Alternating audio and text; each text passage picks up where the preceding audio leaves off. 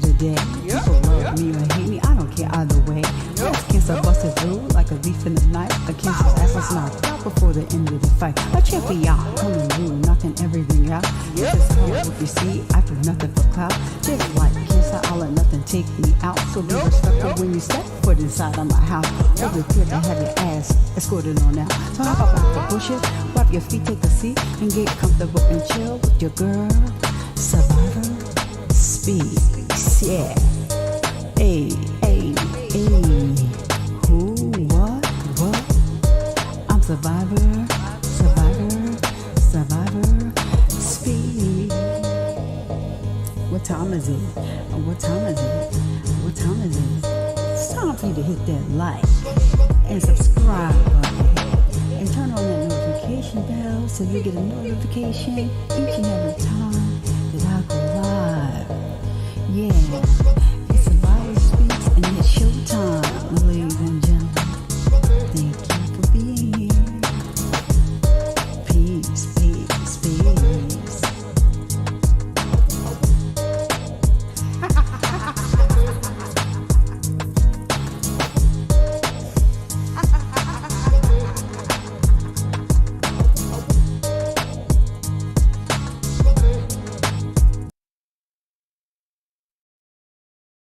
Welcome to Survivor Speaks Investigates, where truth leads, silence breaks, and every case gets the voice it deserves. I'm Survivor Speaks, and today's investigation starts right. This video is being shown to you under Section 107 of the Copyright Act of 1976. Allowances is made for fair use for purposes such as criticism, comment, news reporting, education, and research. Fair use is permitted by copyright statute that might otherwise be infringing. Smash that like button. Let's go. What's up? It is your girl Survivor Speaks, and back with the live stream today, and the Stefon Diggs case. So, Chef Mila is on the stand under pressure due to her own untruths. She's being cross-examined and she is being hammered because she is, in my opinion, not telling the truth. Now, I am no Stefon Diggs fan, but I am not going to, nobody gets a pass for getting on a stand and lying on a person. There are victims that never get to see this type of justice.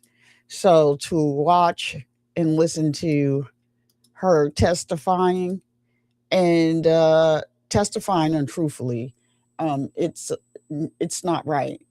Like I said, most victims don't even get this far. And she has an opportunity, if this were true, to find some type of justice. But she based this whole case on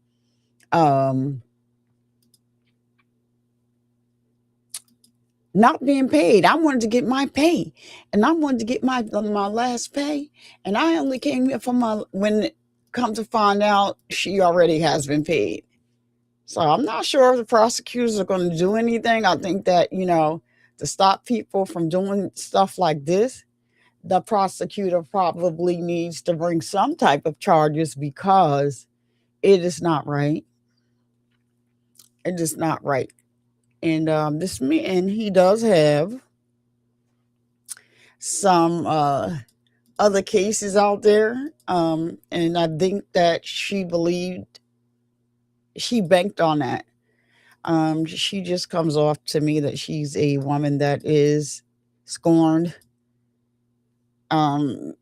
because their relationship started off as a sexual one. That was the wrong way to start. But however, It goes. That's her business. Oh, okay. So if you're in the building, shout out to our people. If you, anybody's watching over on X, and if you're in the building, please hit the like sign and subscribe over here on YouTube. Um, that's a free way to support the show. And also, if you're over watching on X, there's going to be a link dropped in the chat. And please feel free to come over and hit the like button over here on YouTube. Uh, Subscribe if you haven't subscribed. And you can hype the video once it ends for free. That's another free way to support the show. So there you go with that. So without further ado,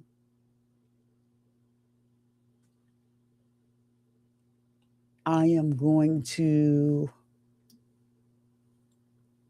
go to the court case. Let's see, it's supposed to start at 9. Oh, yeah, and it is. So this is, I like the other one.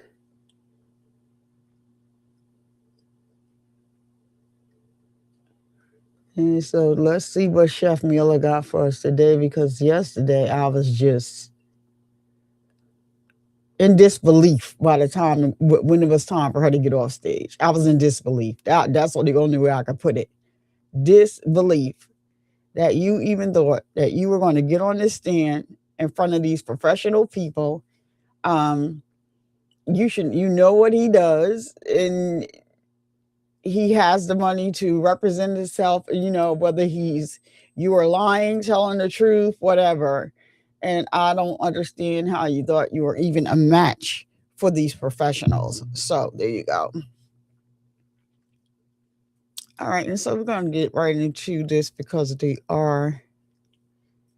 have they started? I don't think so. Looks like the clock is moving now, so we may have jumped on at a great time.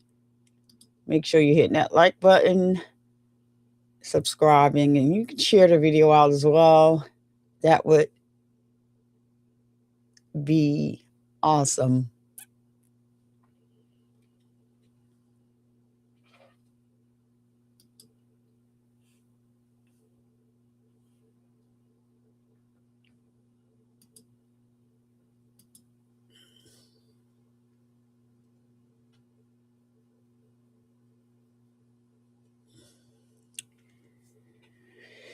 Let's see. So they haven't started yet,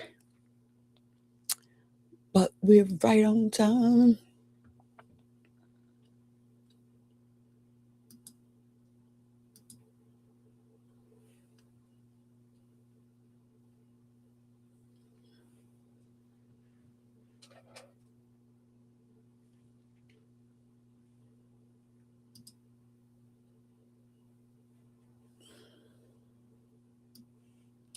All right, so we're right on time. They haven't started yet, but looks like court is going to be starting in a few. I see the camera moving.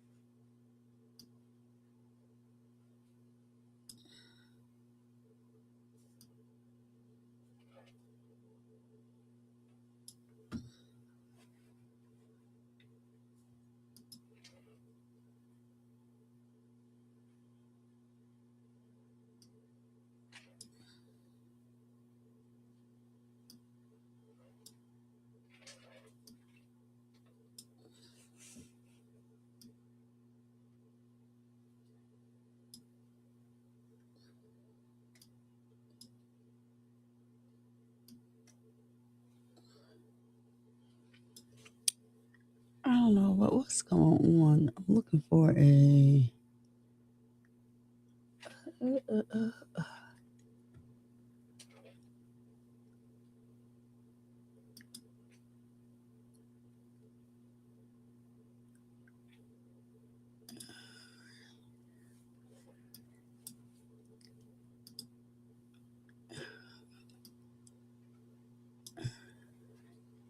So we got action, y'all.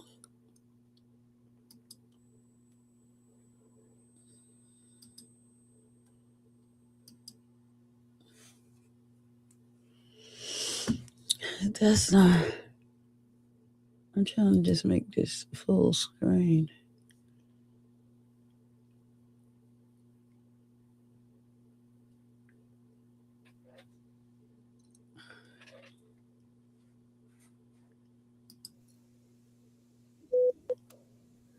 There's Stefon's mother. They're like, oh, we here for this VS again, but nonetheless, we tired.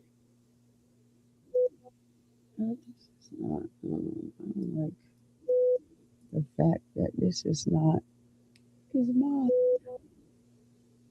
Yeah, it is there.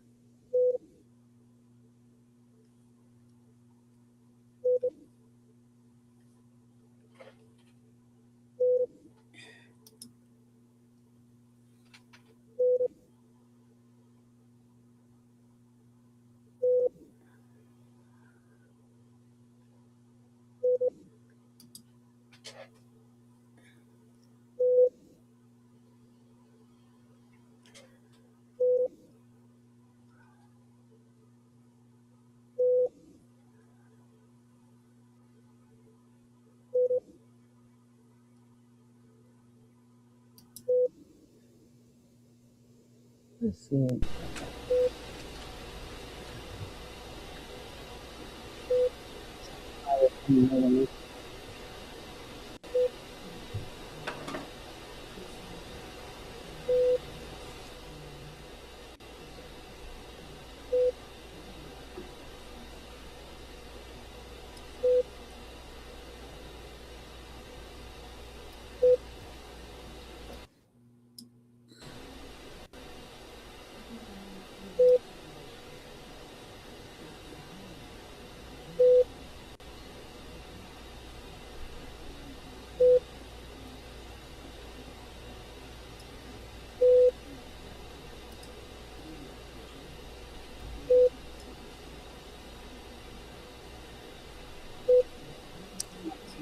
That.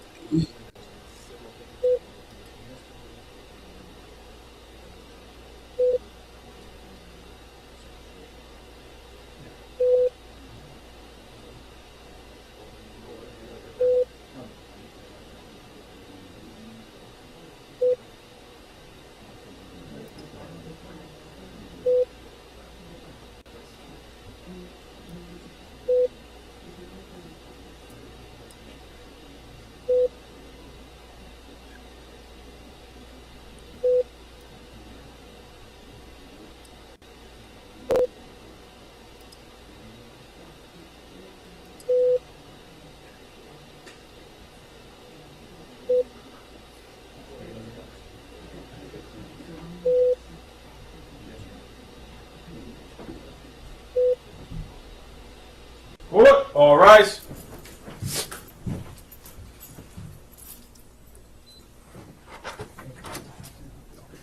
Court stands at brief recess. You may be seated.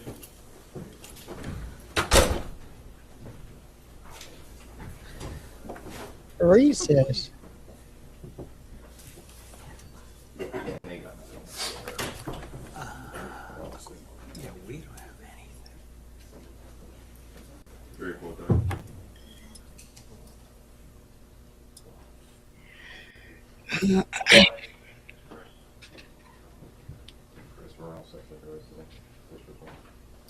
I done hit it. Oh.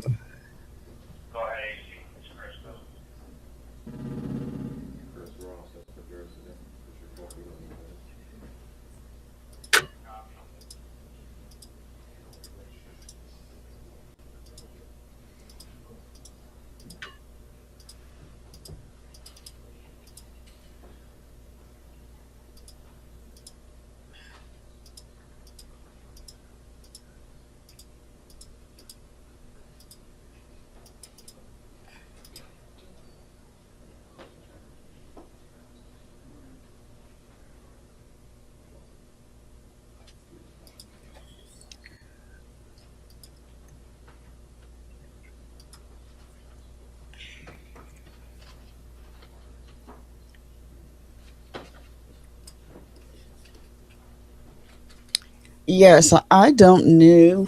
Let's see what's going on with them. They got us back up at the clock. They got us at the clock. I'm wondering what type of lies this lady gonna be telling today. I mean, I don't know how much more you can embarrass yourself, but she seems to do that well.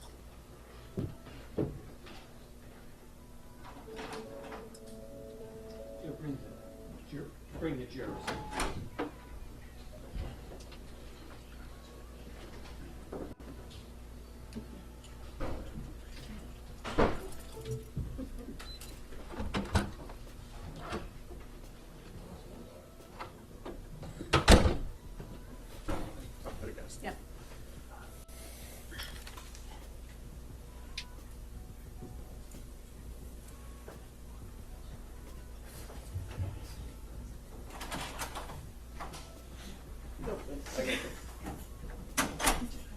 Jurors enter and all rise. That's what you were just talking about.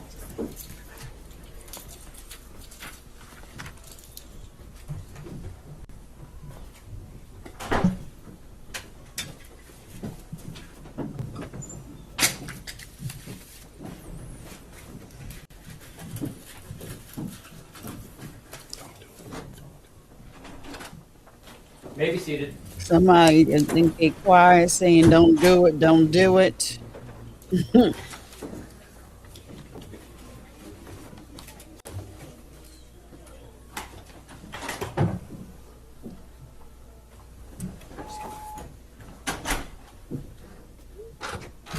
Court, all rise.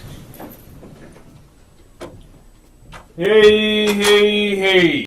All persons having anything to do with the Honorable G. Marion Carroll, First Justice of the District Court, now sitting in Dedham, within and for the Commonwealth, draw near, give your attendance, and he shall be heard.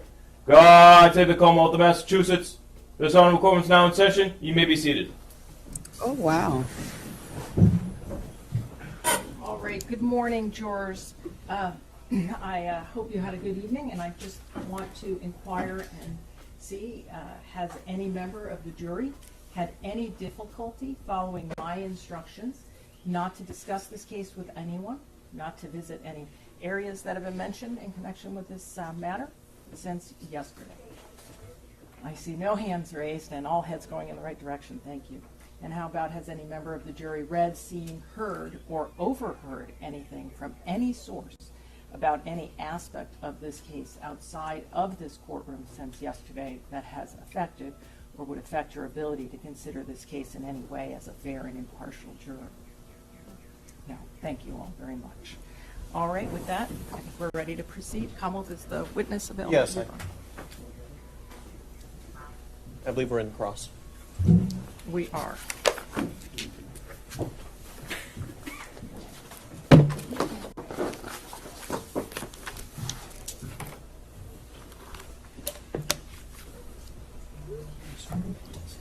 Just a reminder.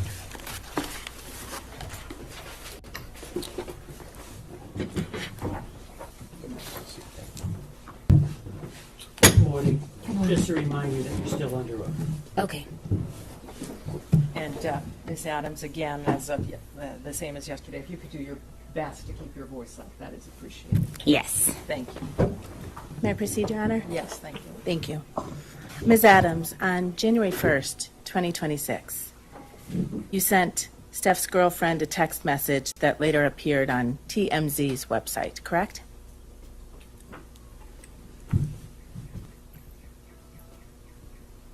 Yes. And in that text message, you told Steph's girlfriend that you were so sorry, but you couldn't talk to her, right? Yes. Uh-oh. And you told Steph's girlfriend in that text message, I didn't say that, especially in the way it was written. Yes. Right? And you were talking about the statement that you made to the Dedham police, right? It was a voicemail, and I didn't listen. I read it, the transcript, so I didn't know her voice. When you told Steph's girlfriend on January 1st, 2026... I don't understand the question. I'm sorry. So I don't haven't wanna finished my answer it. question. When you told Steph's girlfriend on January 1st, 2026, in a written text message, I didn't say that. You were referring to the statements that were reported in the press that you gave to the Dedham Police Department, correct? I don't understand your question. Did you or did you not write those words? I don't understand your question. Without further explaining. You can't testify under oath to this jury what you meant by the words you wrote to Steph's girlfriend on January 1st, 2026? I'm sorry, I don't understand your question without further explaining. Oh, she should. You also asked Steph's girlfriend to, quote, please call my mediator and she will answer everything you need to know, but only in person and confidentially. Right? Yes. Your mediator's name is Lynette Marie, right? Lynette Marie. Thank you. She's also known as Lynette Marie Turner. I don't know. You don't know your mediator's last name? You need to know. I don't know her. She's married. I don't know her exact last name. Your mediator works for a company called LMT Global, correct? Yes, that's her company. Your Honor, may I approach? Yes.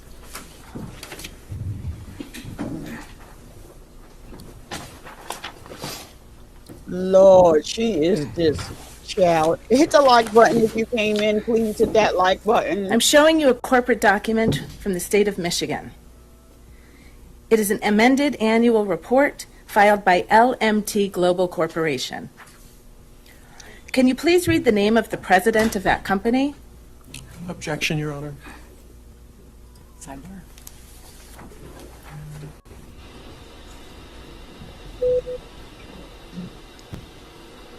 Girl, you should have just stayed on home and took the contempt charge, because this is horrible. This is hard. You should get right on the stand. She's lying. I'm telling y'all, this girl is lying. And there are real victims out there. And maybe Stefon needs to learn, he can learn from this, but I don't know.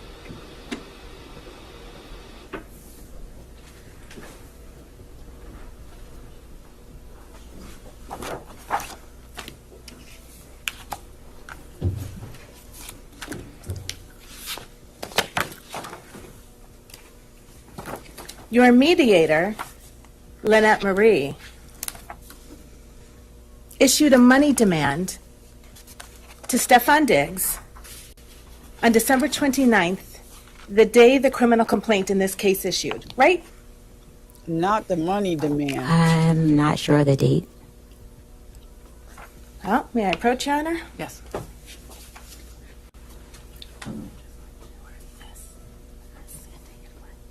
Girl, you are the worst, sis. She is the worst, y'all. Do you recognize this email from L. Marie on December 29, 2025 to Stefon Diggs and a number of other people? No, I don't recognize it. You've never seen this money demand before? I seen the money demand after that's it. I don't recognize the email. Testimony under oath is that your mediator made a money demand on December 29th for money for you from Mr. Diggs. Money for past wages. The same day the criminal complaint in this case issued, and you didn't see it? Is she going to stick to the I can't answer that question. story? They debunked that. I'm sorry? I can't answer that question without my explaining God. further. Can't answer that question under oath. Without explaining. Your mediator demanded $19,000 on that date, didn't she? For wages owed, yes. Oh, wow. Your Honor, I move to strike that. Overruled. Answer stands. Sorry? Answer stands. Thank you, Your Honor. You've made another money demand in this case, haven't you?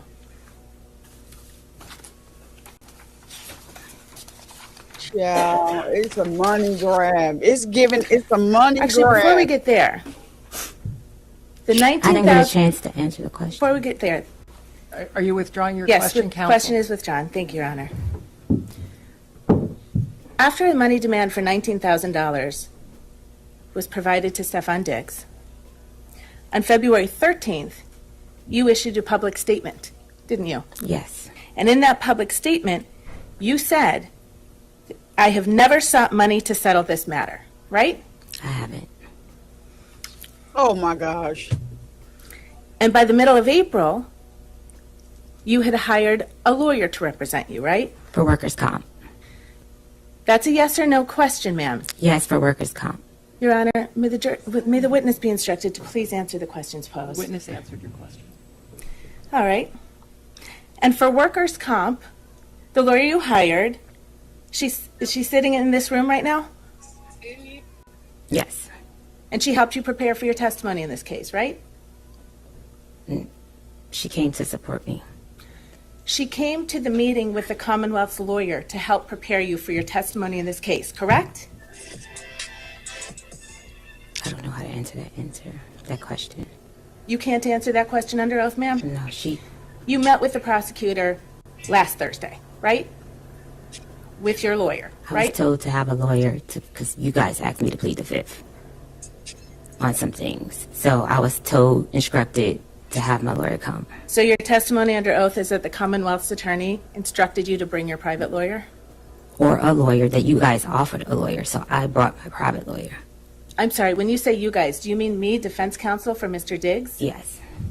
Is your testimony under oath that I had some role in your preparation session with the district attorney's office to prepare you for your testimony in this case? I was told that the defense said I needed to have a lawyer, or they were going to provide a lawyer, something in that context, about pleading the fifth about messages.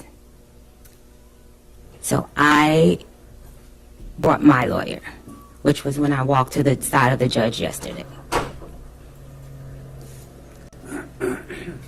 Your personal lawyer is here today, correct? No workers' comp. She's with the law firm of Boston Law. That's a law firm here in Dorchester, Massachusetts. Ma'am, I think that was, I apologize, but you do need to keep your voice up. I don't know if you answered. Okay. Thank you. Yes. Thank you. Tell the jury how much I think you described her as a workers' comp lawyer. I got her because I was injured on the job and I needed to file a workers' comp case. Stefon Diggs did not have proper workers' and comp insurance. May I- The final portion of that answer will be stricken and you will disregard it. Ms. Adams, if you could just listen to the question, answer the question, and if you need it rephrased, counsel will certainly rephrase it for you. Next Okay. question. Thank you, Your Honor. 3 weeks ago, your lawyer demanded $5.5 million from Mr. Diggs, didn't he? Ooh. Mr. Diggs offered me $100,000 to recant my statement. That is a yes. That is the Your Honor, only. Maybe be heard at sidebar, please. Objection, move this right. Jurors, the last She part said of she the tired of this witness- BS. Child. The last part of the witness's response will be stricken as non-responsive. You will disregard it and you will not consider it during your deliberations.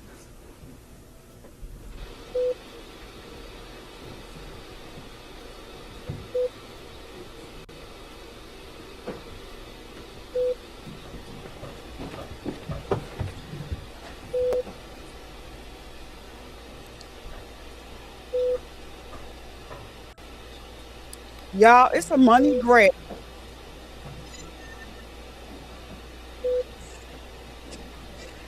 It's a money grab, girl. You doing too much. You doing the most. This is crazy.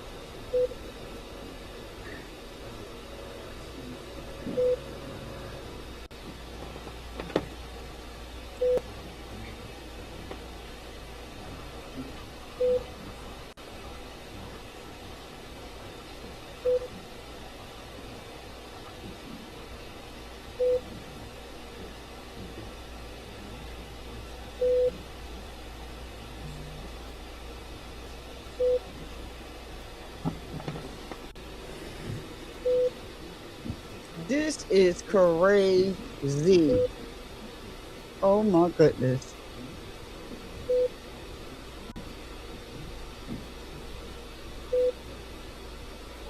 I thought she would go home and find some shame or something. She has not. She has not found any shame. She is on back. It is unbelievable to me. I'm just in disbelief, really.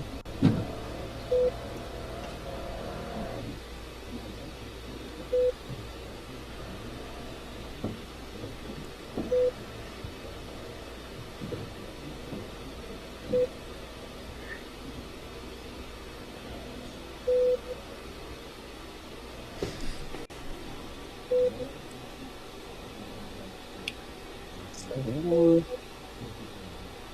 on a minute now.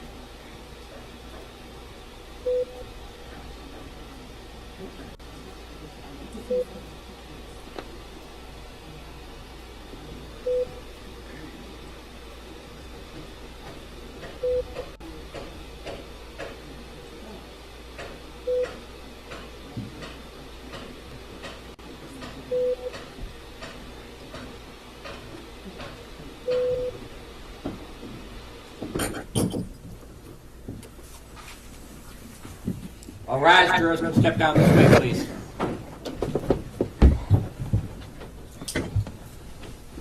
This court stands at a recess.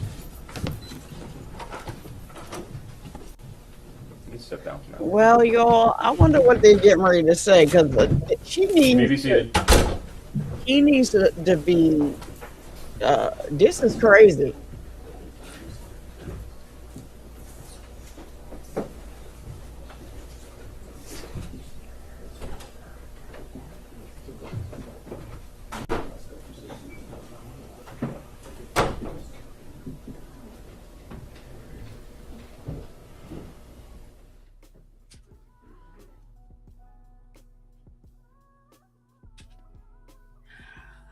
All right, so the court is in recess.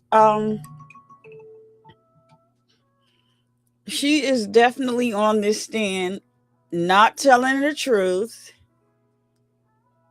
Like I said, it is really unfair to victims that truly have been assaulted. Um, this type of person makes it harder for people to get help. And so, yeah, I'm really disappointed. We are in recess. If you just came, excuse me, if you just joined us, please hit the like button. Please hit the subscribe button. It's a free way to support the show. If you're watching over on Twitter, please consider coming and hitting the like button over here on YouTube. Would greatly appreciate it, and subscribe. It's free ways to support the show.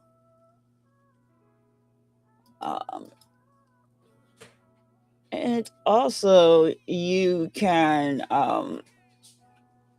join the membership, or you can donate to Chime or Cash App if you prefer. That is not mandatory, but it helps to keep the channel running on a monthly basis. So I thought this lady would go home and find some decency, some type of I don't even know at this point, like, what is she doing? she is up here. She is not telling the truth. It is apparent. And I think that she should be held responsible for that. You went from yesterday, this was debunked, this pay mess was debunked yesterday. So for her to come up here today and try to continue to use the fact that it was for my pay. It was for my pay. It was for my pay. Lady, they debunked that before the case ended yesterday.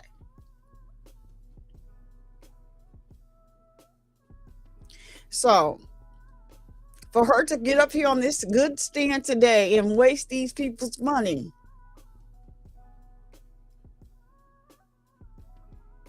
Oh, what did I X out of the freaking? Did I do that? Oh no, I didn't X out of it. But why did it? All right, so they are in recess anyway. So I'll bring it back over once they come back. But for her to get up here and to continue with the story yesterday that she debunked speaks volumes. It speaks volumes, and I don't think that they should they can actually stop the case right here. They really can. The prosecutors can ask the judge to stop this case and charge her. She has lied repeatedly on the stand.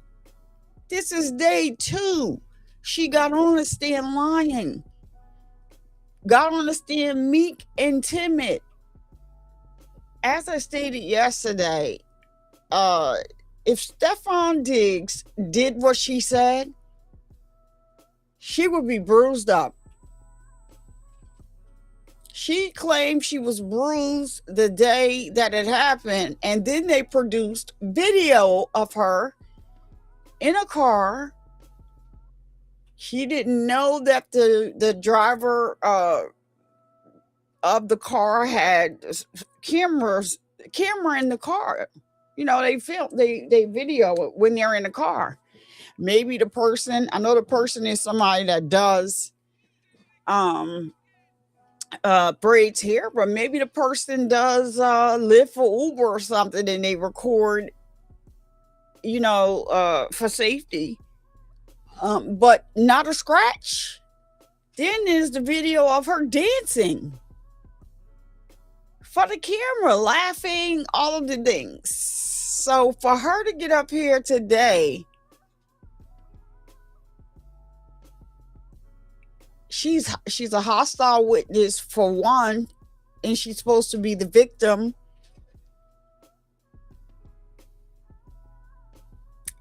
But the big one is they not explain to her if she's, when she's on the stand, regardless to whether she is the victim or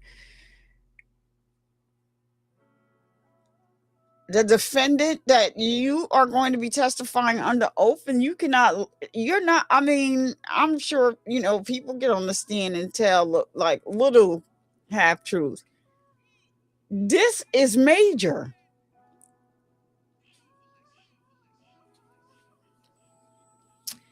This is major. This is major. This is major. Oh my goodness. I cannot believe it.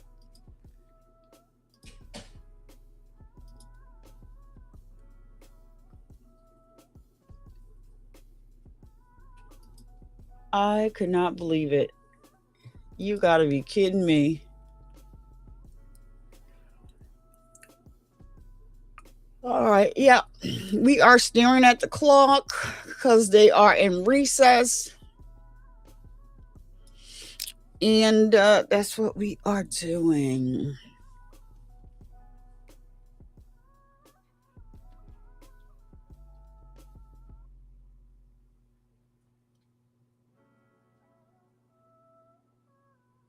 That's what we are doing, but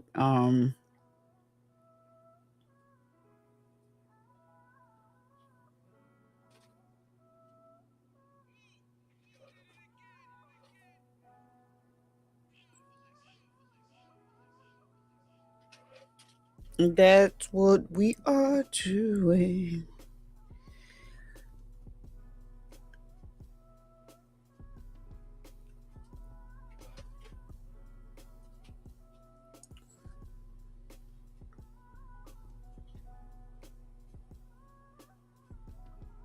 And she got to know everybody is watching this case. Everybody is watching this case.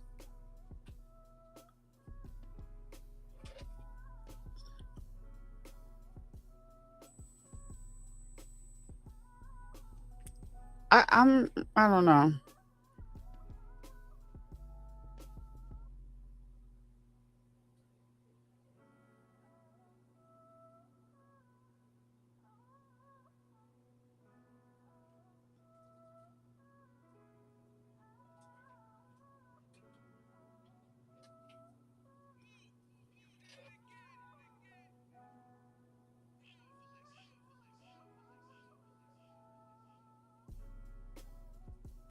Yeah, I don't know what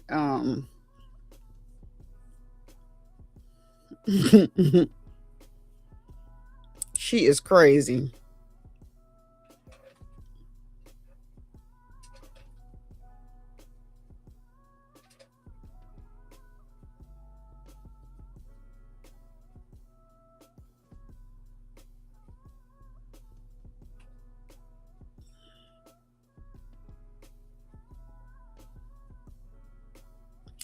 She is crazy. If you're here, please like the video. Consider coming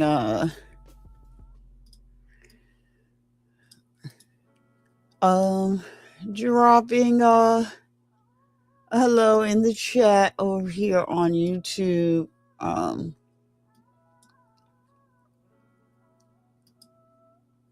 That would be greatly appreciated.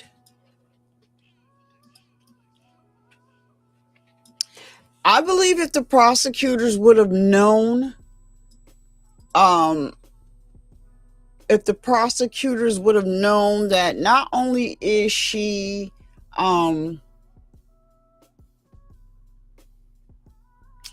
the video,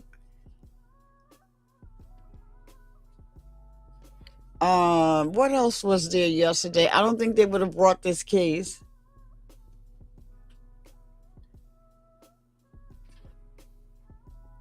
Well, you know what? I don't even think that the prosecutors knew. But that can't be.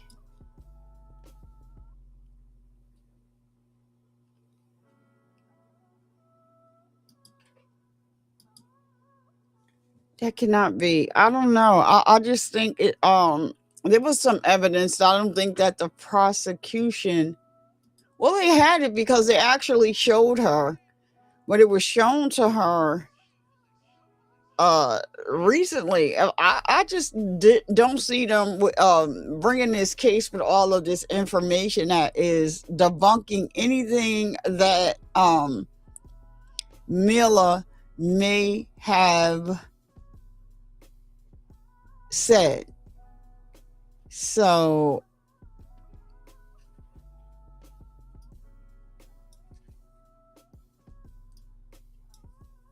I just don't know. This is a whole hot mess, though. A whole hot mess. And then they have somebody, who did they say? I guess maybe they are probably bring that person to the stand. I think it's the girl that does, because they got a lot of evidence from the young lady that braids Stefon Diggs' hair. That is where Mila went when she found out that she was not going on the trip with Stefon and the rest of the crew, because she was butting heads with someone else that's on his team. She got mad about that, and she did say to her, according to them, that Stefon was going to pay. whatever that means to anybody. But what it means to me and what it sounds like to me is, yeah, he got money. He got this money on. He's going to pay me. Because she was not hired the traditional way, and being that she started like clashing with other people or whatever, Stefon, the person that hires does the hiring and is over the his financials, his finances, spoke to her, and she needed to be go through the process just like anybody else that's hired there, and everyone else assigns an NDA. This relationship started off as a romantic relationship. She's basically, and then according to her, these are her words, and then she started working there. She was living in the house. She was making $8,000 a month. Plus, she's living has room and board.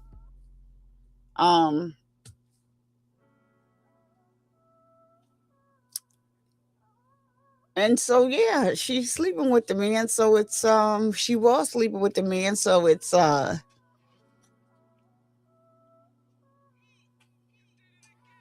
but once, if everybody else has to go through a process, that's the way when he hired her, he should have made a smarter choice as to still bring her through the regular way, the regular process.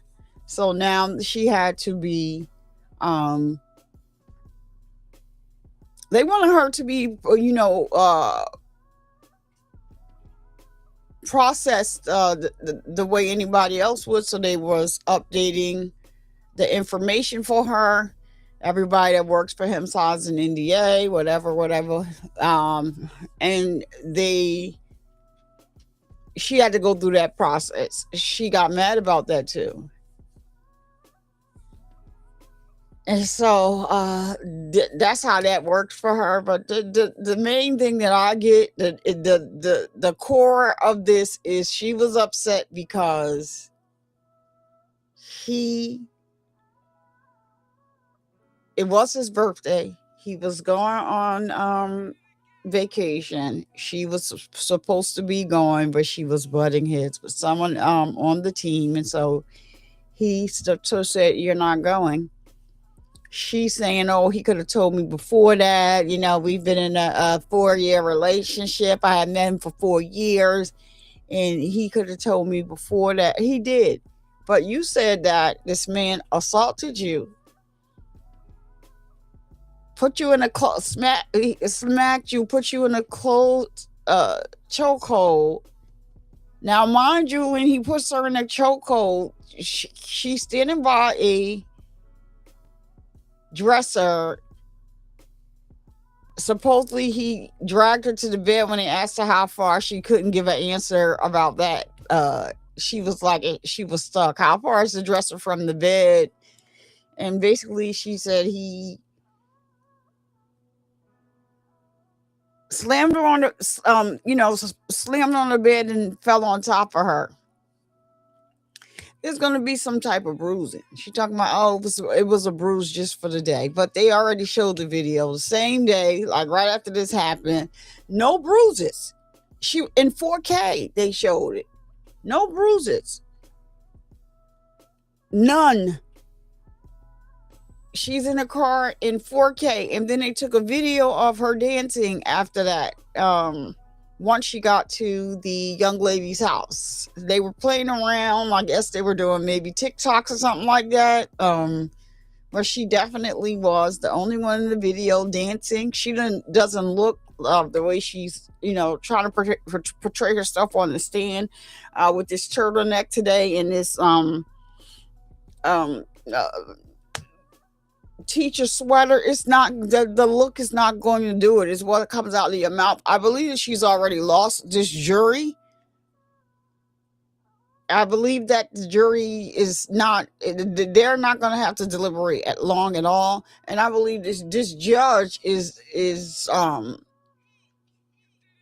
you can tell that she's PO'd, but she's professional in the way she does things. And, she even she gave her a break or two, but she's just non-responsive, answering questions. She wants to blurt out stuff to assassinate, Stefon Diggs' character. Now, if this is something that he did, he definitely should pay for it. Like I said, I'm no Stefon Diggs fan at all. I don't follow him for anything. I just hear about his mess. I think that he needs some type of counseling. That's just my opinion. He needs to, see if he has, and a lot of people don't think about this. They just keep saying, oh, he has so much money that he's throwing himself at women. He may have some type of addiction, because it is outrageous.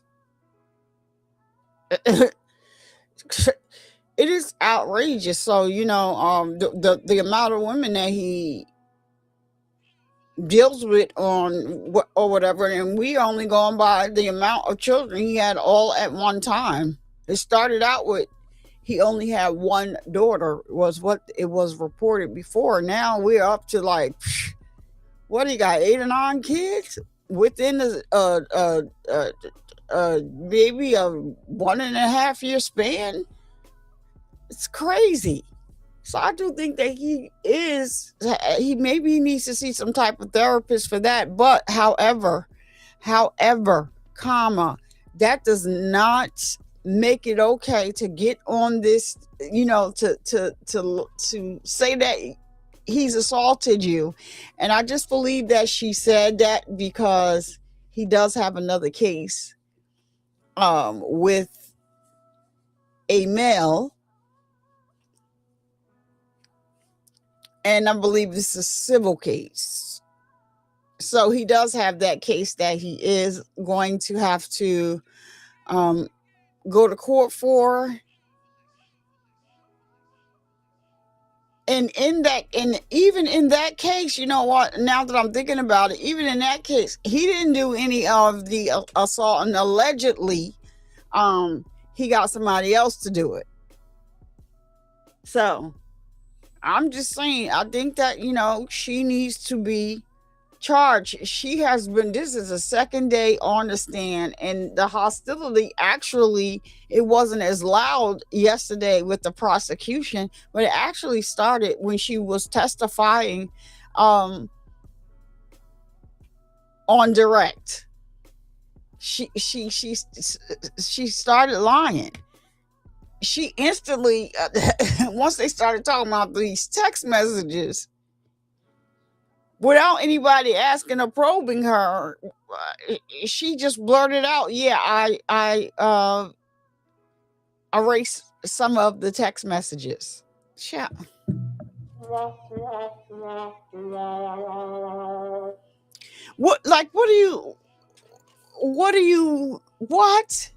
You didn't think that they were going to be able to get the text messages how they were? And instead of her saying that, I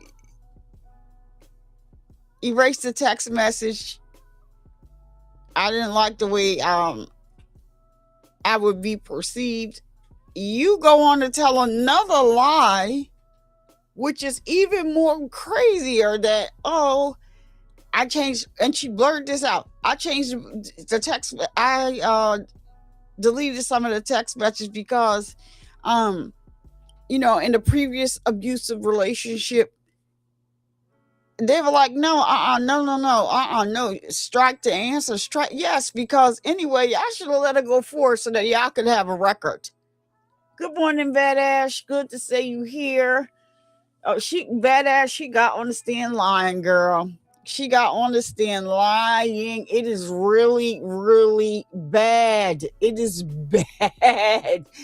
This lady is, right at the start of the the cross, she's lying already. Oh, okay. No problems. No problem. No worries. No worries. Make sure you hit the like button just in case you don't make it back for me, please. But she came on here lying this morning. I believe that they need to charge her at this point, because there are real victims, and that's all I care about. That there are real victims out here that actually experience, being, assaulted, physically assaulted, or or whatever, and they never, in DV cases, and they never get any justice. And I just think, Mellifal, what's up, top of the morning? Mellifal, what did you miss? Mellifal, come on over here to YouTube and like the video for me, please. But I'm gonna go ahead and tell you what you missed. What you missed was she got on the stand lying. She got on the stand lying. She done sent him a maybe they are coming now because the clock is shaking. She done sent hired somebody else, and now we they debunked yesterday. She got paid for everything that she said she didn't get paid for, right? She came here today to start that over again. Now they had just came out that she had requested $5 million.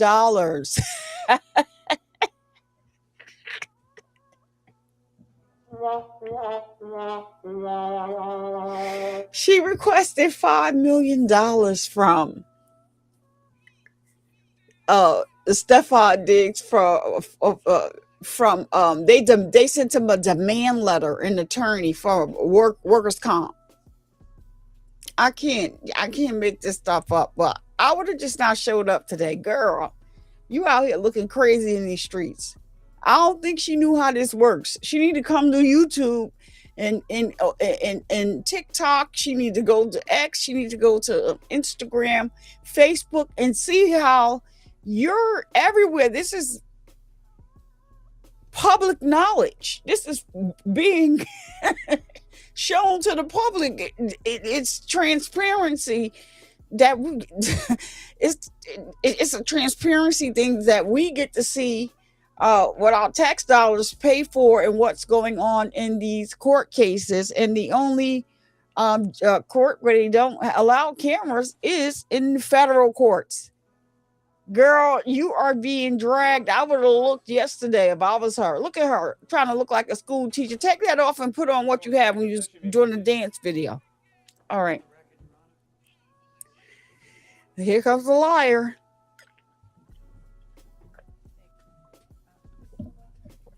She started off hostile too, may I add. Very hostile. And it's that you're responsible for answering questions that are put to you. If you don't understand a question, you can say that, and I'm sure counsel will rephrase. If you can't hear a question, tell them that as well.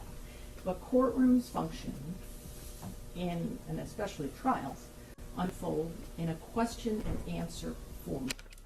This is not an opportunity for you to interject your own narrative and evade responding to questions the court deems appropriate. And if you continue to do so, your entire testimony may be stricken. Am I clear? Yes. Of the jurors. That is not a good thing to be chastised by the judge. Not good at all.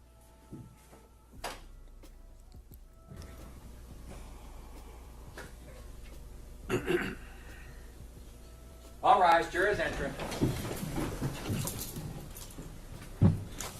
Boy, he's loud.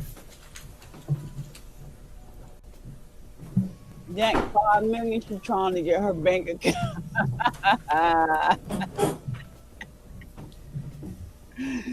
She trying to get her bank account. May be seated.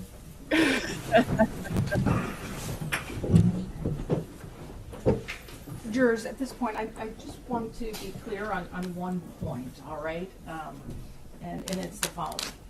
You may not consider anything you heard that was stricken from the record. When an answer is stricken from the record, it does not exist.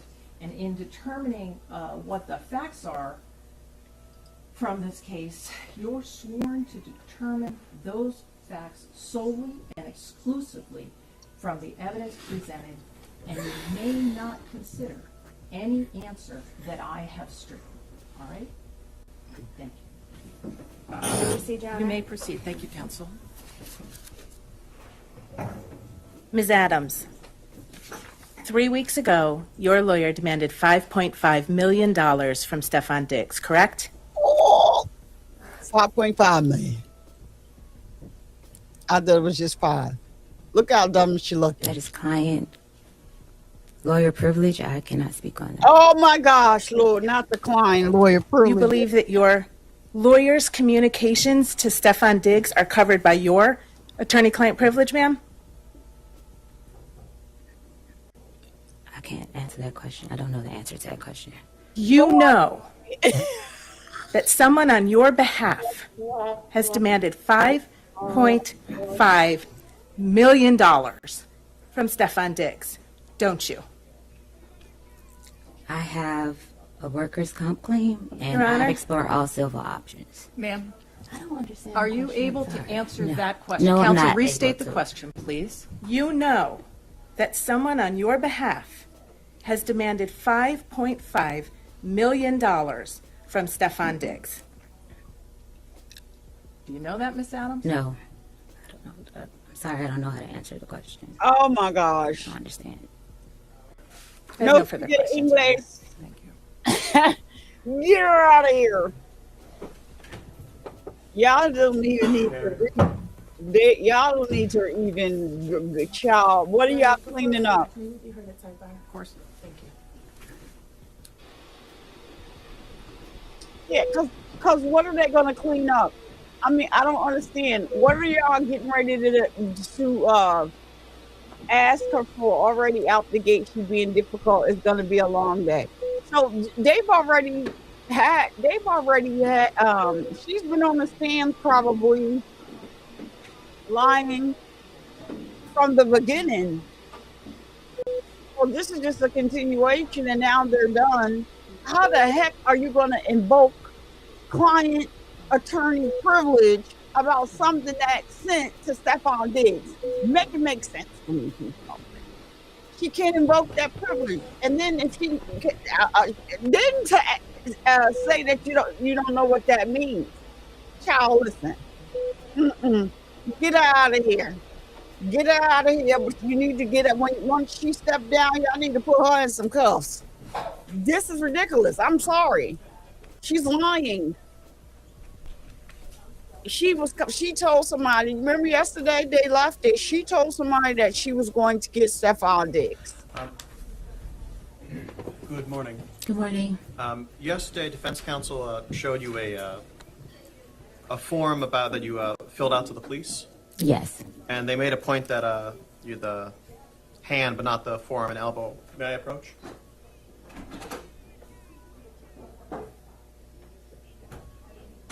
At this point, I think this is going to make things worse.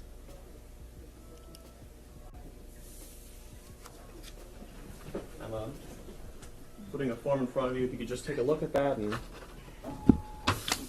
look up and recognize it. Yes. And I may direct the witness's attention. Could you read right here when it says the expected injury? Or Objection, Your Honor. Sustain. Ooh. is there anywhere on that form where you do note the forearm and forearm being used to choke you? Yes. This allegation she may have you think she got a deal problem?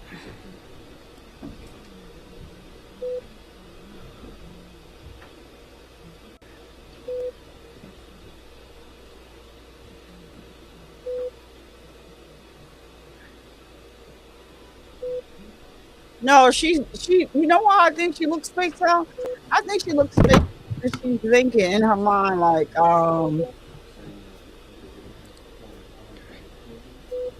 I effed up. I'm probably not gonna get my money.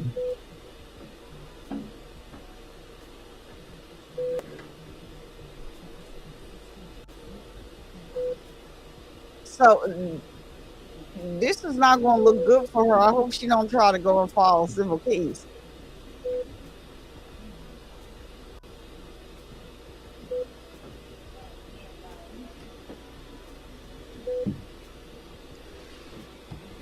Stefan, go and you need to go get some help, bro, because this is too much.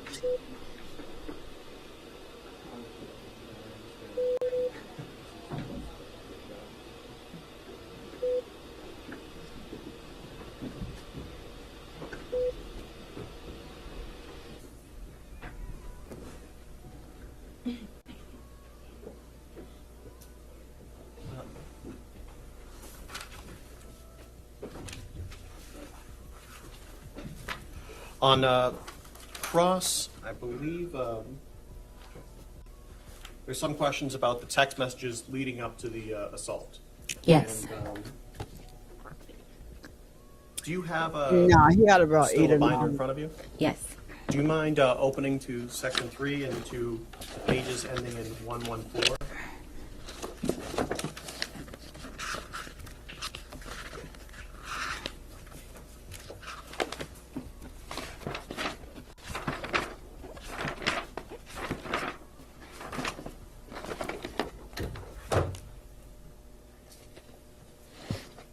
Okay.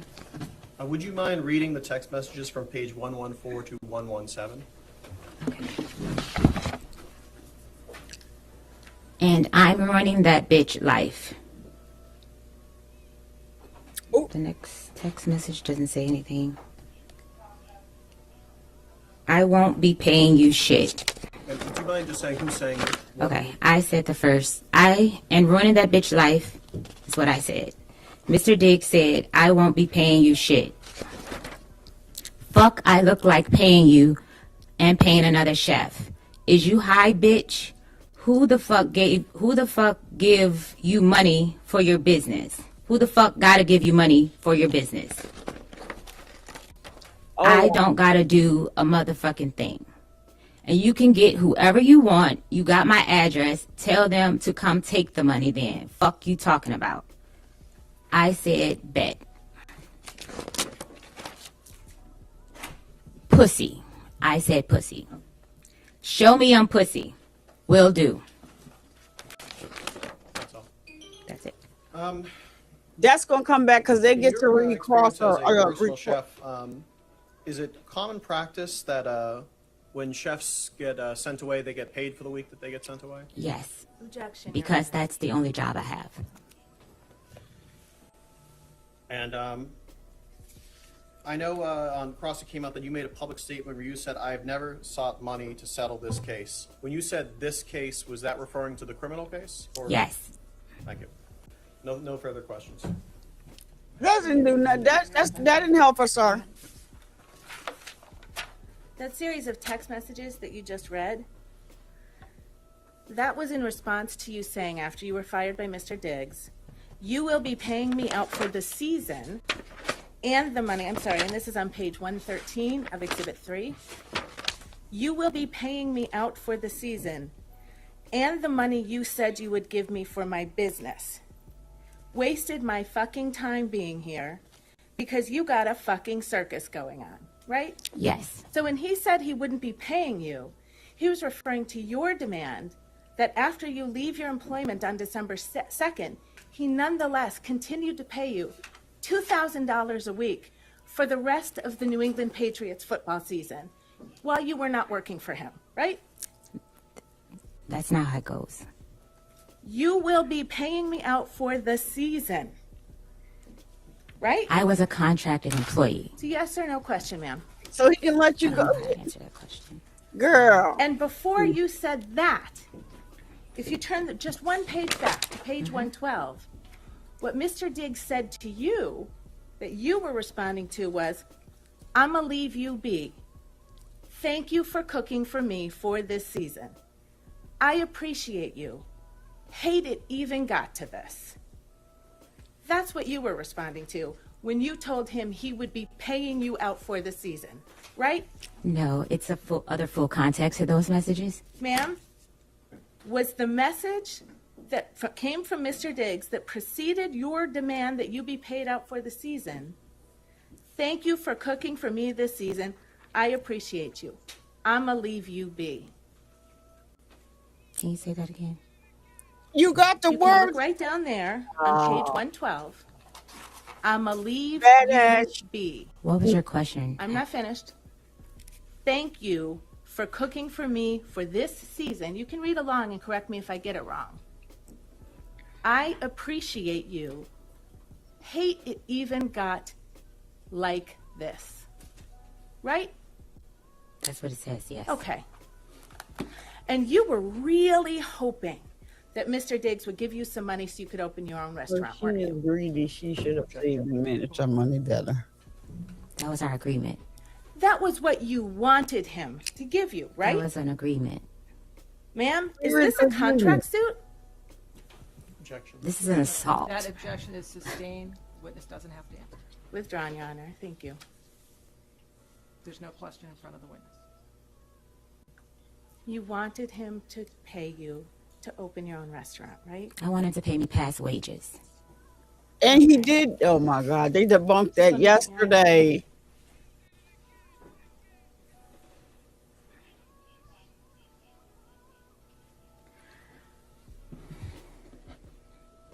No further questions, Your Honor. Thank you. Anything else? No redirect, Your Honor. All right. Thank you, ma'am. You may step down. Commonwealth calls Kenneth Ellis of the Devon Police. Girl.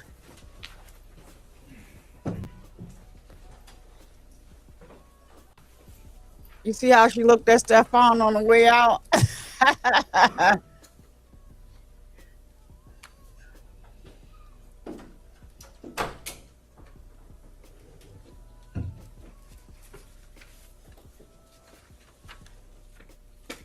Get a good look at him, because he'll be a fool if he talk to you again.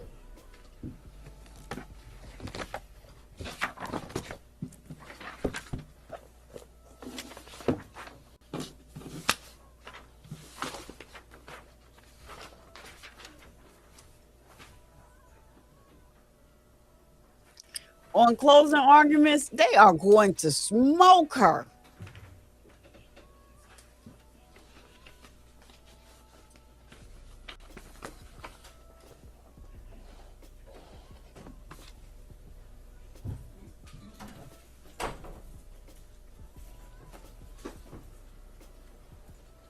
Just watch your step. You're going to remain standing and face the court. Thank you. Sir, please raise your right hand. Do you solemnly swear the testimony you're about to give in this hearing shall be the truth, the whole truth, and nothing but the truth, so help you God? I do. You may sit. Just not how the world works. This woman needs to see. She does 100%. Seek therapy. Good morning. Morning. Would you please state your name and spell your last name for the record? Yes, it's Kenneth Ellis, Ellis. And what do you do for a living? Dedham police officer. And how long have you been an officer at the Dedham Police? 18 years. And what's your rank? Patrolman. And prior to being an officer at Dedham, did you go anywhere else? Were you an officer anywhere else? I was not.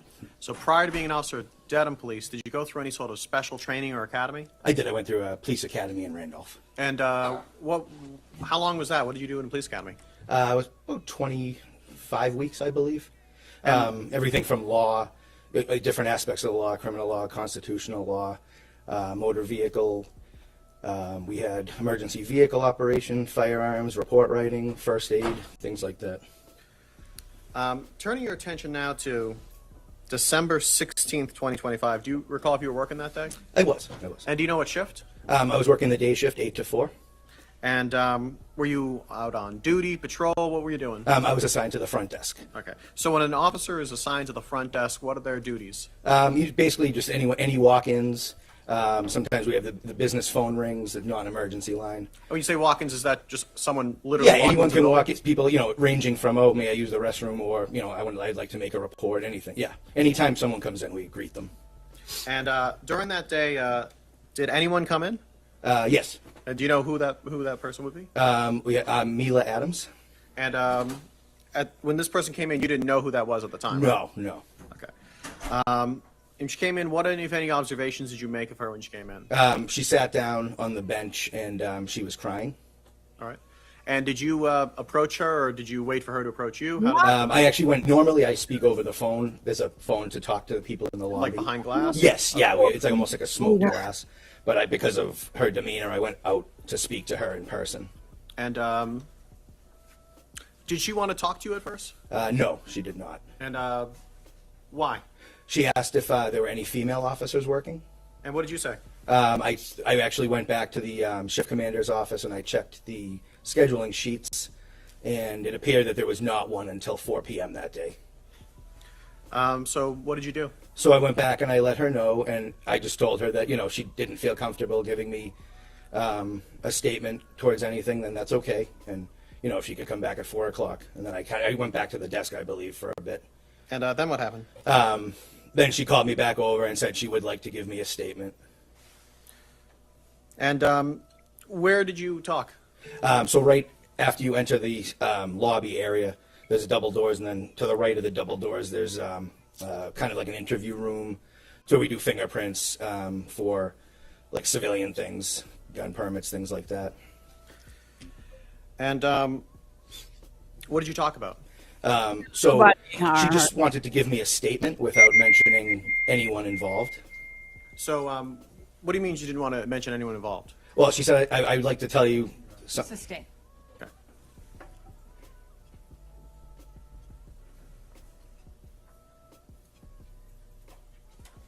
But eventually, did you come to learn the identity of the person that she was talking there Yes, about? And I did. Who was that person? She identified him as Stefon Diggs. And how many times did you talk to Miss Adams? Just that time in person, and then I believe there was multiple emails, and then it was probably 2 more times on the phone, maybe 3. I want to draw your attention to the binder in front of you. Sure. Do you mind looking at that first, flip the page to that first one, that first tab? There's something in front of you. This is what was previously marked as Exhibit 1. Do you recognize what this is? Yes, that was, those were screenshots of text messages that she forwarded me. So those are the messages that she provided you, right? Yes, yep. That one page, yes. At the conclusion of all your communications with her, what did you do? So that day, you mean, or? Just at the, I guess, end of, would you call this an investigation? I don't know enough the police term. Yeah, so like once, Incident? I don't know. at the end of it, which was about 10 days or so, maybe 8, 9, 10 days from the time that she originally reported it, I ended up filing a criminal complaint. Against whom? Mr. Diggs. And for what? Was assault and battery, and strangulation or suffocation. Right. No further questions. That was quick and short and sweet. He should have played nice and had I'm going to start at the end Stefon. there. Thank you for being here. You said you've been a Dedham police officer for 18 years? Yes, sir. You just told us a little bit about the Yeah. investigation, I think is what the DA just described it as. Is that correct? Yeah, I mean, essentially. Yeah, and so that involved what you just said. You took a statement from Miss Adams, you exchanged emails, you got a couple phone calls from her, and then you got a voicemail from her asking you to go to court, correct? Yes, correct. Okay. And then that's what you did. I did contact a phone number of Mr. Diggs twice, left voicemails, and was not able to speak to him. That phone number, you don't know that that's his, correct? You didn't speak to anybody. One of them I did use the TLO service to confirm his name. It was a 240 exchange. So I just want to be sure here, Officer Ellis. You called the phone number, correct? Yes. You didn't speak to anybody? No, I did not. You spoke on the phone to Miss Adams, correct? You spoke in person with Miss Adams on the 16th, right? I believe it was the 16th, yes. Right. You didn't speak to any other people, correct? That's No. the only human being you spoke to. No, there was another attorney I spoke to, but I don't believe from your firm. Okay, so some other attorney. Yes. All right. You didn't get any photographs, right? No, there was none presented. And there was none to take, right?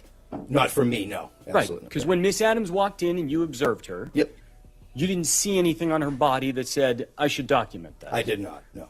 And your job is to document what's important, right? Correct. And that's why you write a police report. Yes, And so about December 16th, you did write a police report, correct? I did, sir. And that was documenting the conversation that you had with Ms. Adams, right? Yes. And you said you've been a police officer for 18 years. I imagine you've written a lot of police reports. I would say so. Okay. And you've spoken to a lot of folks, correct? Yes. And you know that you write that report to record all of the important information that Yes. that person has, Yes. right? To document it. Correct. And that's what you did in this case, right? To the best of my ability, yes. Yes. And so when you spoke to her on December 16th, Miss Adams told you that there was a dispute over text message with Mr. Diggs, correct? Yes, the initial disagreement, I suppose. Yeah, and that the disagreement was about money, right? That's what I was That's what told. she said. Yes. She said they were arguing about money over text messages, Correct. right? Correct. And then he came into her room and this thing happened, correct? That's what she told me. Yep. Okay. And then after that, she left her position, right? That's what, yeah, she said. Yep. Meaning her job. Correct. And then she told you she did go back to the house on December 9th to get her things, to get her belongings, correct? Is that right? That is correct. Okay. And then the next thing she told you was that she, in that interim period, after she left her position, she went to New York City on December 2nd to be with friends, correct? Yes. And when she said that, those were her friends, right? That's what I believed. Right. You didn't think she was going to go see somebody else's friends, correct? No. Yes. And it'd be important to you to know if those were Stefon Diggs' friends, right? I suppose. That'd be important to your investigation, Yeah. wouldn't it be? Yeah. Okay. And so another thing that was important, I think you already talked about, that was Exhibit 1. You got that right in front of you, correct? Yes, sir. All right. And so Miss Adams had said there was an argument over text about money that ended in a physical altercation, correct? Correct. And Finished. you asked her for the text messages, right? I believe she offered them, I believe. Okay. Yeah, but yes. And you took them because Yes. accepting the text messages that led to physical altercation would be important, right? Correct. You want to have that. Right. You want to document that. Right. All right, and so that's what that is. You received those from Miss Adams by email, correct? Yes, I did. And then you documented them, you saved them, and they're sitting right there in front of you right now for trial, correct? Correct. All right. And looking at those text messages, if somebody deleted messages from that before they ever sent it to you, that would be important for you to know, wouldn't it? Yes, I would. If those weren't complete. Correct. It would, You would want to know that. I'd want the whole picture. Correct. Yeah. Okay. If I may have one moment, Your Honor. She is just. She is finished. She is done. This is crazy. And then the story he's telling is different from what she testified to on the stand. I just No can't. redirect, Commonwealth rests. All right, thank you. Thank you. That's it. They rest. The Commonwealth rests. This may be wrapped up today, y'all. It might very well be wrapped up today because I don't even think that they need to call any witnesses for on Stefon's side. I don't think they do. I mean, they have people to testify, but do they need to at this point? No. They could send the jury back because if I was on the jury, it would be not guilty. Like I said, I'm no Stefon Diggs fan. I think that he also needs to go get some type of counseling to see maybe if he has some type of Smex addiction. And he not doing all that he doing because he has the money to. No, this guy, he I really, in my opinion, has a problem. But what I don't agree with is when people, woman or man, accuse somebody of something that they didn't do, something as serious as DV, because there are real victims out there that never get justice. So yeah, that's it, and that's all.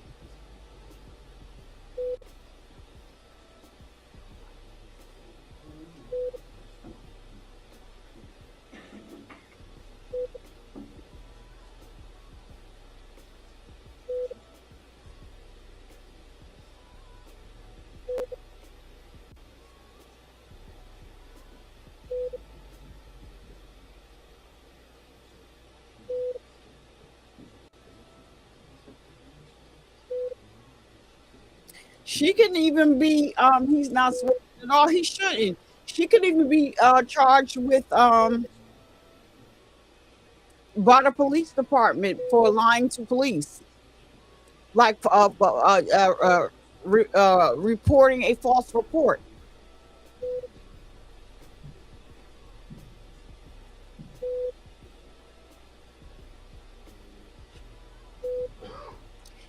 So yesterday she said that she didn't want to file for a criminal case. She wanted to file this just so that it's documented. So if that is true, I think what she was going to do is then go the civil route. All right, the Commonwealth rests. Any evidence for the defense? Defense calls Michael Perry. I think I wouldn't listen. Depending on who this person is, like y'all don't even really need to put on more evidence. She did it to herself.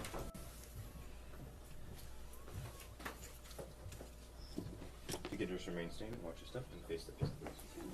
Please raise your right hand. Do you solemnly swear the testimony you're about to give in this hearing shall be the truth, the whole truth, and nothing but the truth, so help you God? I did.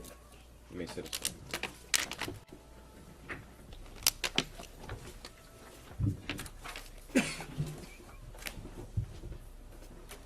If I may proceed, sir. Morning, sir. Good morning. Could you please state your name for the record and spell your last name for the jury? Yes, my name is Michael Perry, last name Perry. What do you do for a living, sir? I do digital forensics for a company called Level Blue. Okay.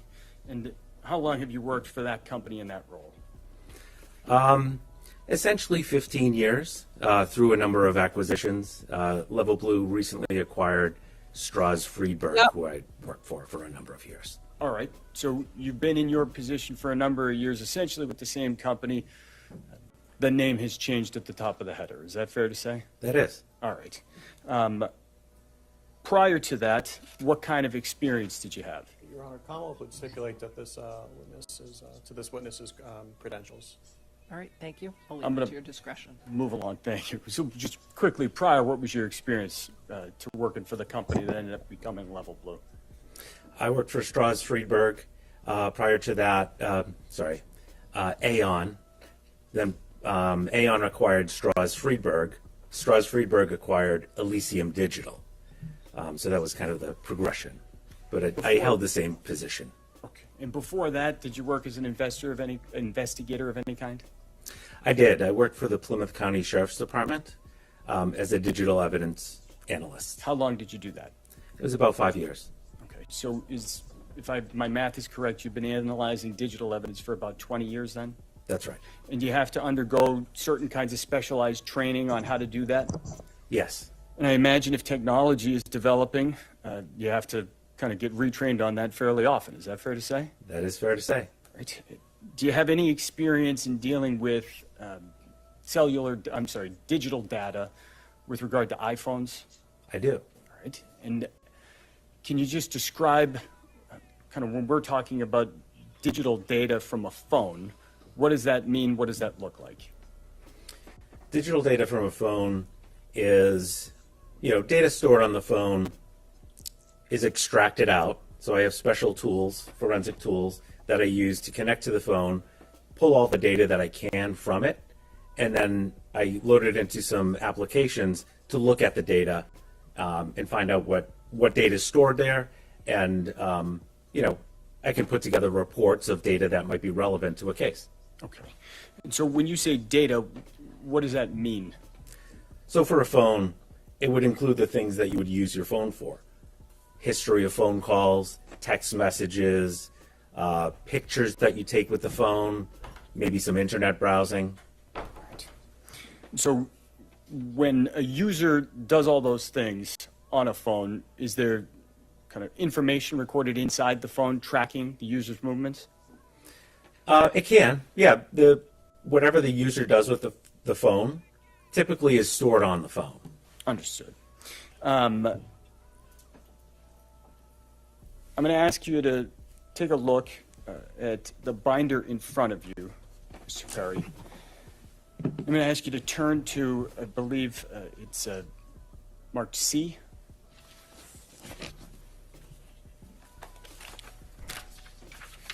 Okay. You see that front page there, it looks like it says Celebrate at the top right corner, is that correct? That's correct. All right. What are we looking at there in Exhibit 3? This is the first page of a report that I put together after preserving one of two of Mr. Diggs's phones. So this is the first page of one of those reports. All right. And so the report you're talking about, fair to say that's a number of pages there in Exhibit 3, correct? It is. All right. And that contains data from the phone that you just mentioned from December 2nd. Is that fair to say? That's correct. I'm going to ask that you turn the page in Exhibit 3 to, there's a little number on the bottom right corner that says 113 on the right. It ends 113, I should say.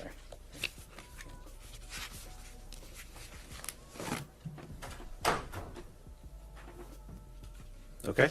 All right, so I want to kind of direct your attention here to the two messages in the middle of the page. The first begins, you will be paying me out for the season and the money you said you would give me for my business. It continues. Do you see that kind of blue bubble that we're looking at there? I do. All right.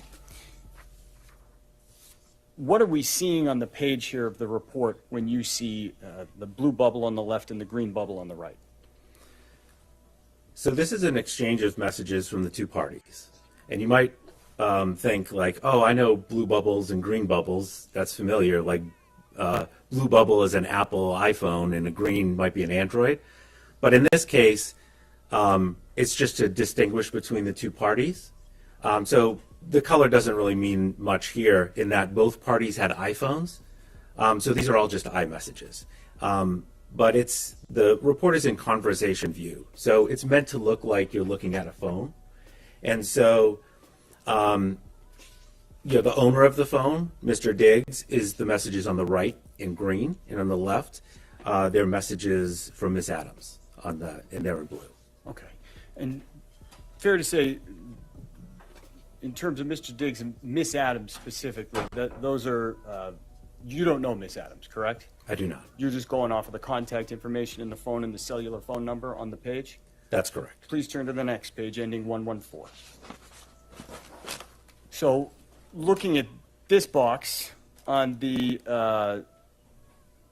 top left corner of the box on the left, that page has a bubble that says, "In ruining that bitch life." Is that fair to say? Ooh. Yes. All right. Up in the top left corner of that, there are two phone numbers. What are those two phone numbers? What's the significance of the data in the top left corner? They're it's the contact information for both parties that are in this conversation. So you have a from number. The stored contact name is Mila Chef. And then you have the two, which is the owner of the phone who's receiving the message. That's the numbers in the top left. Okay, and so would those be the two phones having the conversation in the iMessage chat? Yes.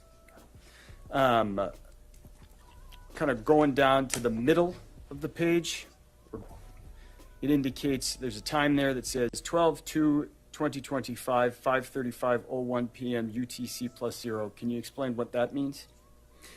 Yes, that's the time stamp when the message was read. And UTC is it's a universal time coordinated, which just means universal time, which is the time basically in London at the time. And it's kind of like a standard to base timestamps off of, where at the time of this message in December of 2025, we're not in daylight savings time, so our time zone is -5. So Eastern is -5 from that UTC time. All right, so the UTC +0, you would need to subtract 5 to get to Eastern Standard? That's correct. All right, and so looking down at the bottom here of that same message, in the bottom right corner, it says 12/2/2025, 5:34, 43 seconds p.m. UTC plus 0. What's that? That's the time the message was delivered to the phone. And when you say the phone, that would be the user's phone? That would be the user's phone, Mr. Diggs' phone in this case. And again, the same calculation would apply. Is that fair to say? Yes. So that message was delivered to Mr. Diggs' phone at 12:34 p.m. Eastern Standard Time? That's correct. Looking at this box, the kind of corner, the bottom right corner we just talked about, you said that's when it was delivered to the phone, the user's phone. Is there any way, for any other way, I should say, for one of these blue boxes, one of these messages to appear in an iMessage chat? No, I mean it's just sent from the user that's part of the conversation that we see here. Okay. And so the user in the right on the green, is there any way that that person could create a message on the other side of the conversation? No, a user is not able to insert a message into a conversation just on one side of, in their own phone. So a user could insert messages into iMessage on their own side of the conversation, but not on the side of the person they're talking to. They can only send the message. They can't go into a conversation and just put a message in there. It has to be sent in that two-way communication. Conversely, if the user of an iPhone wanted to erase messages on their side of the iMessage chat, would that be possible? Yes. If, just directing your attention to the bottom right of page 114, there's a green box on the right. That's a message Mr. Diggs sent. Is that fair to say? Yes. Okay. If that message were deleted, would you be able to tell from the data that was extracted? Possibly. Okay. And the reason why is that on an iPhone, if you delete a message, it actually gets retained for 30 days. So if you have an iPhone, you can go back and recover that message. Maybe if you deleted it by accident or something, you can recover it within 30 days. After 30 days, it's not recoverable. All right. And so you could see the data for 30 days if a user deleted it, if you extracted their phone, correct? Within that 30 days. All right. How about if they deleted it and you just looked at the screen? If they deleted it and you looked at the screen, no, you'd have to go to the menu and look at recently deleted. Understood. If I may have one moment, Your Honor. Yes.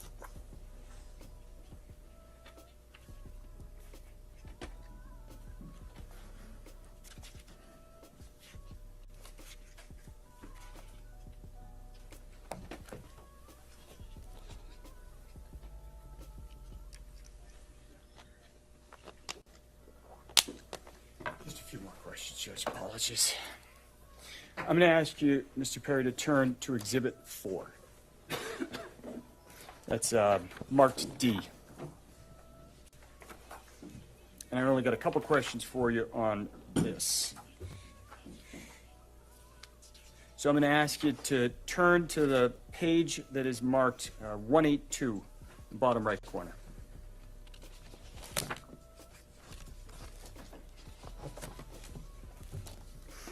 Okay.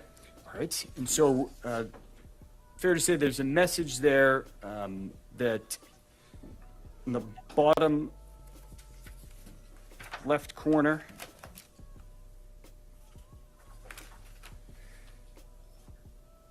says, reacted to, all good. You know, I try not to make things bigger than what they are.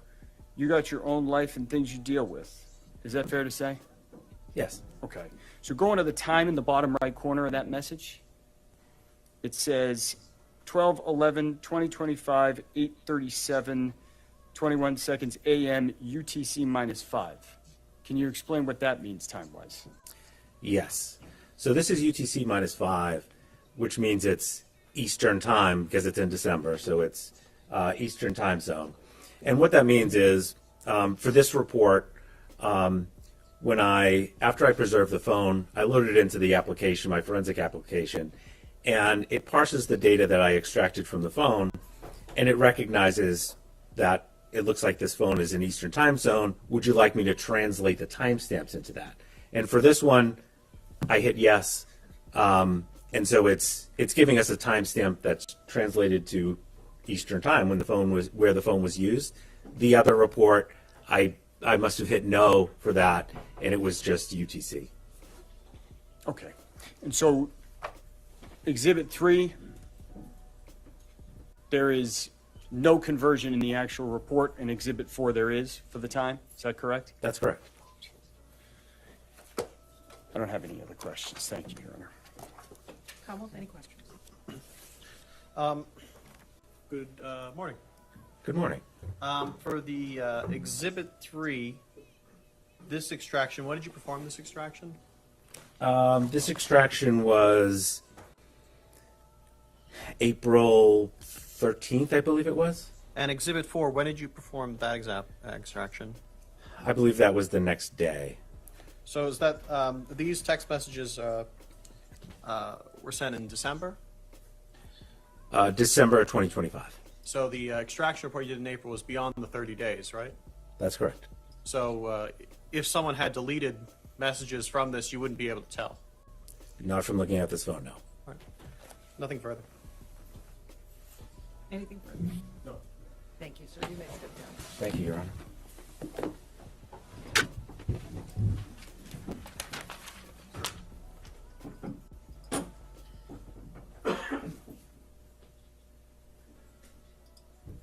It's called Janelle Salas.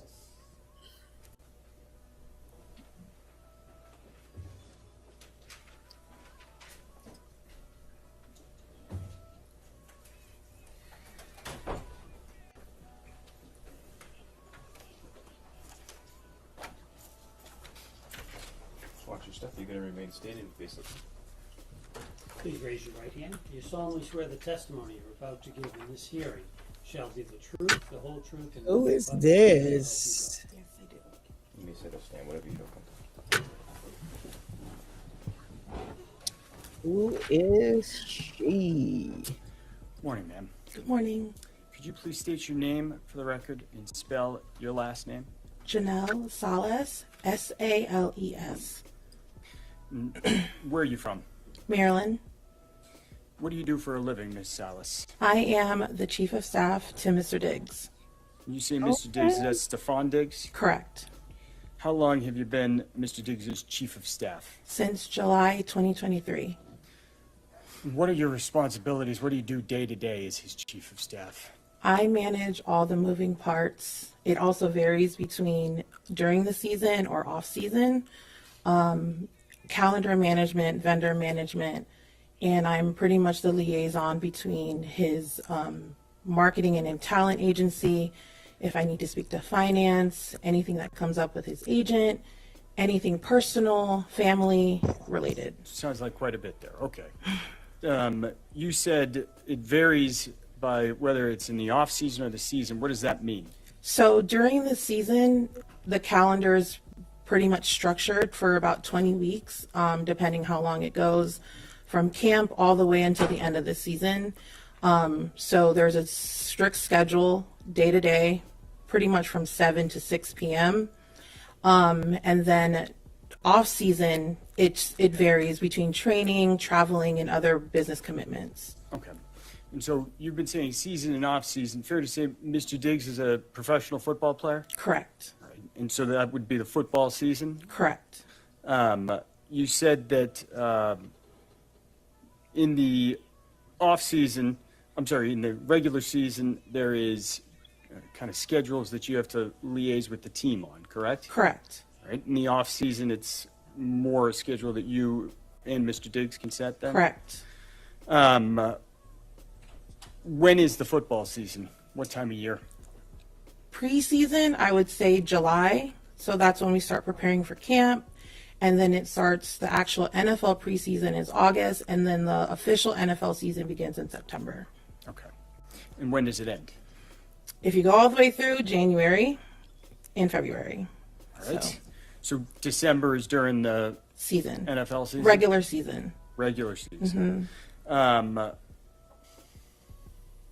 Among the things I think you just mentioned that you have to kind of arrange is living arrangements, places to live. Correct. All right. And have you lived in different places, or have you helped kind of secure housing over different places? Yes. And where's that been the last few years?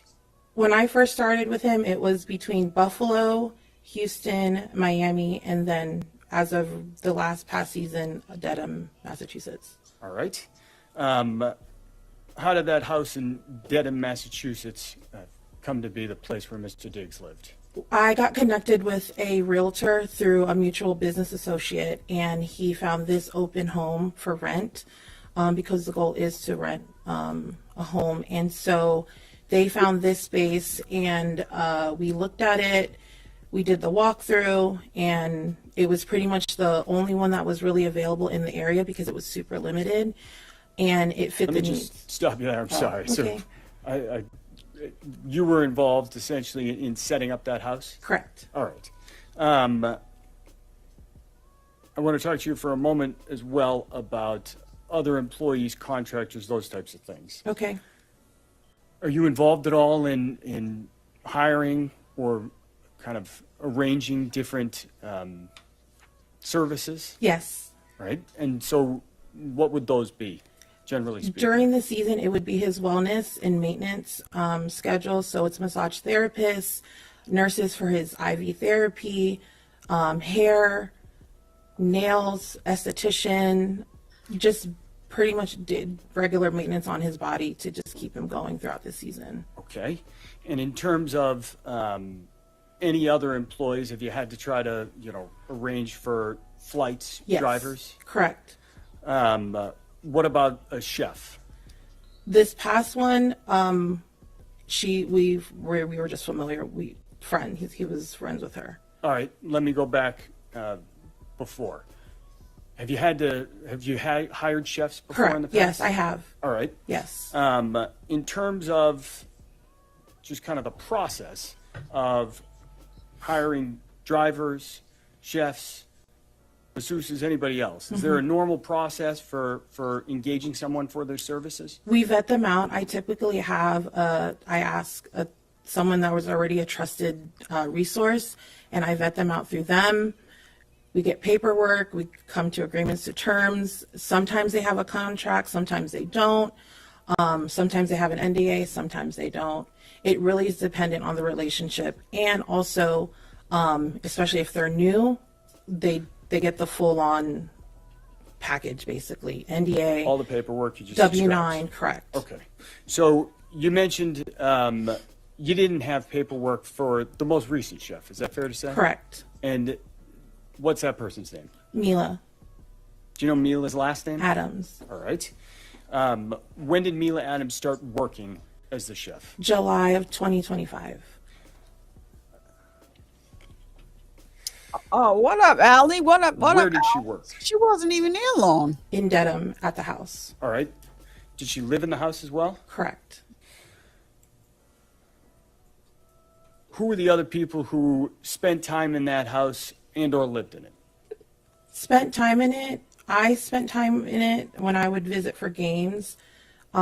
His brother visited, one of his childhood best friends, photographer, videographer, mom, and other business associates and any friends that would come and visit. Okay.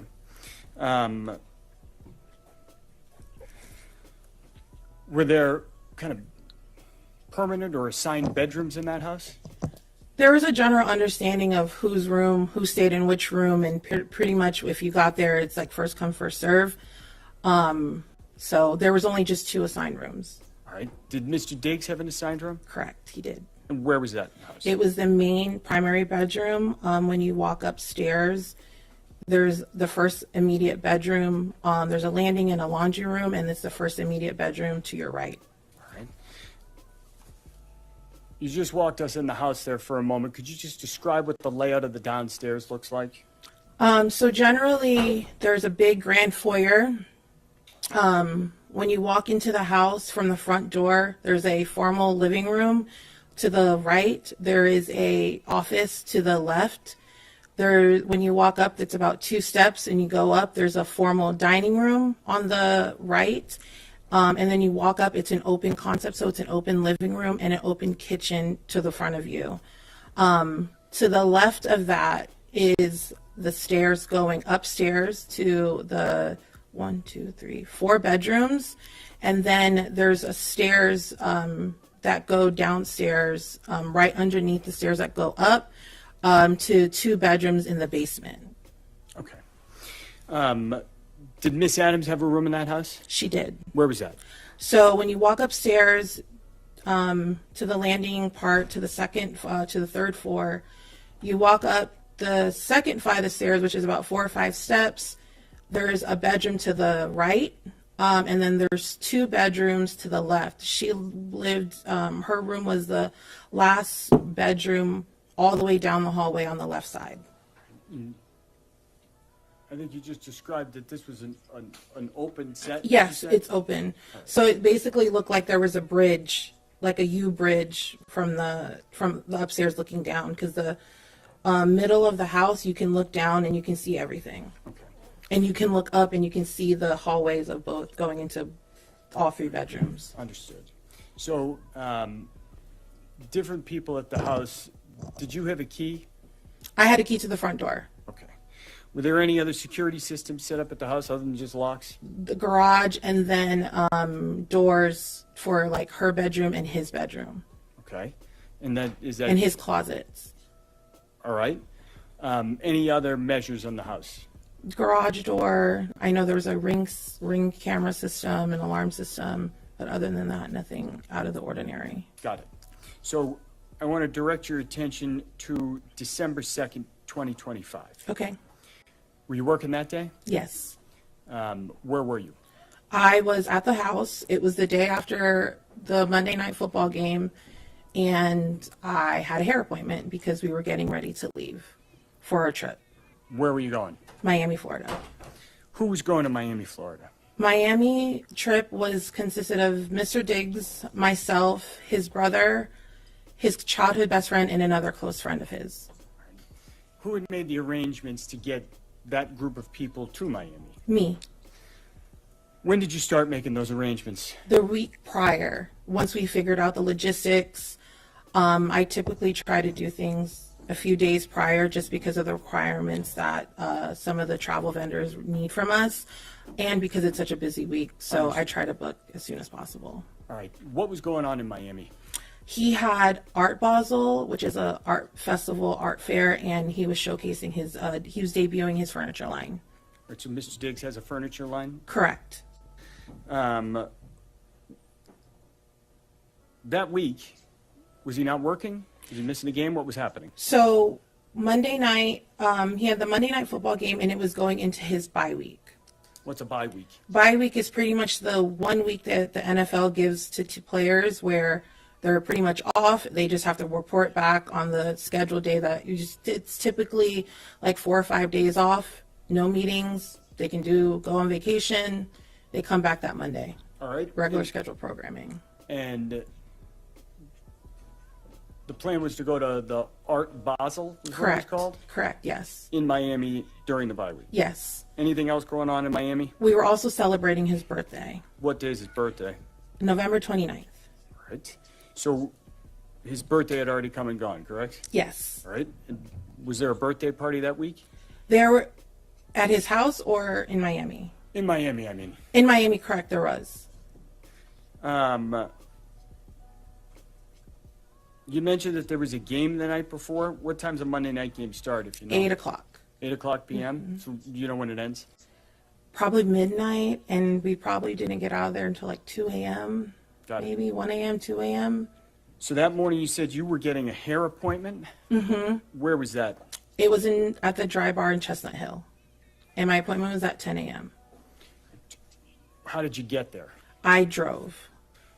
Do you have a car? No. Whose car did you drive? I drove Mr. Diggs' car. Got it. And how long did that take you to get to the hair appointment, if you remember? About 30-35 minutes because of traffic and the weather. You mentioned that there was a Ring video system. Mm-hmm. I'm going to ask you to take a look at a video that is on Exhibit 11.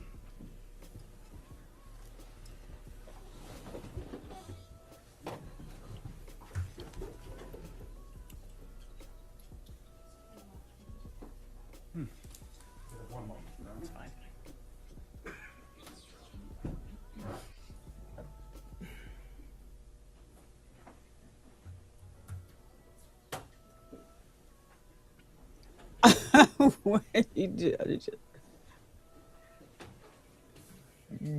Did she say that?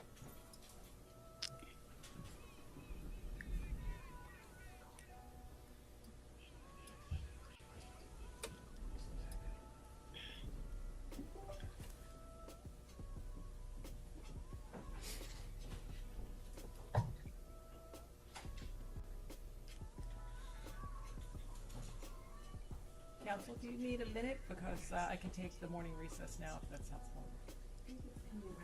That's okay, whatever.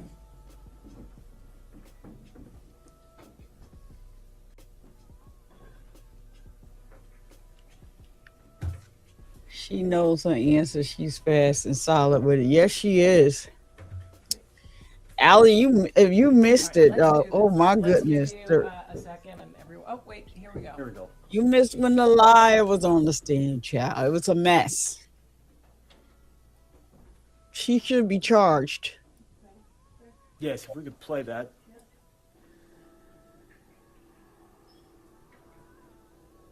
And for the record, that's a video ending in the number 602. Do you recognize what we just saw there? Yes, that's Mr. Diggs' Maybach. Okay. And what's happening that... He left for work.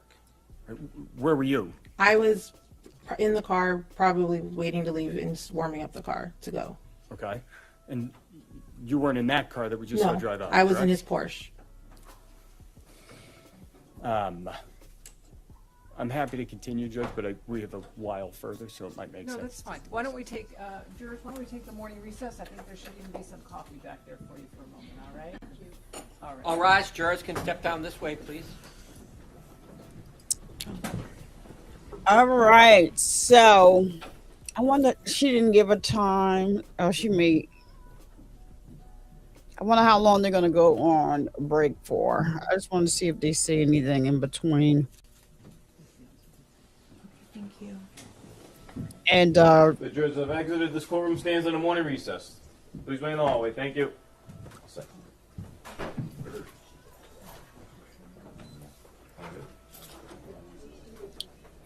all right, so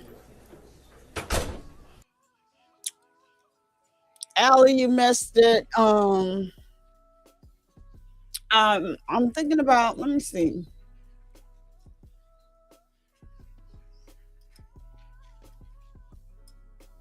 Maybe I'll pull it up and play a little bit of the large testimony so that you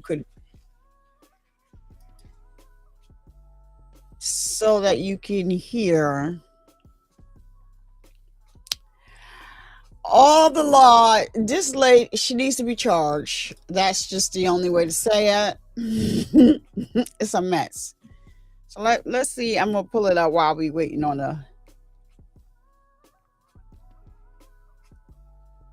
while we wait for them to come back.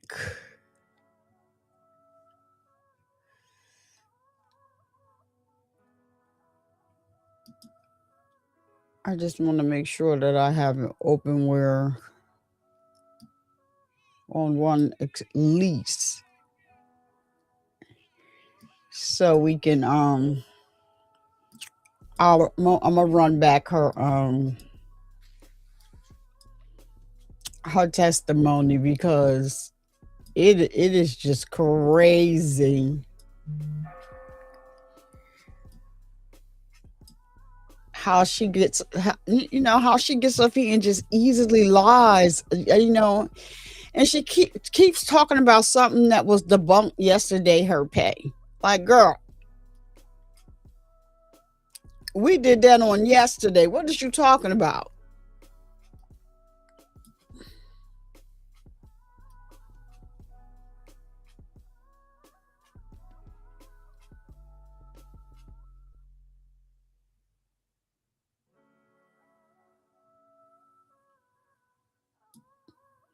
Wait, did we pass it because she got chastised by the judge, which is never a good thing? And I don't know who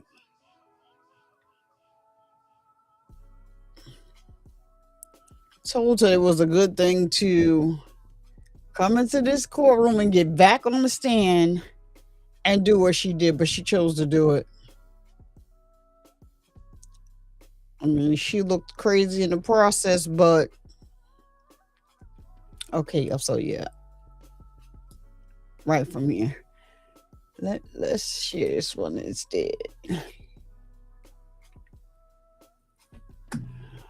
All right, so let's Allie, for your for you we're gonna look at this cringe worthy testimony that we had to sit through. Why do it look like that? Is it full screen?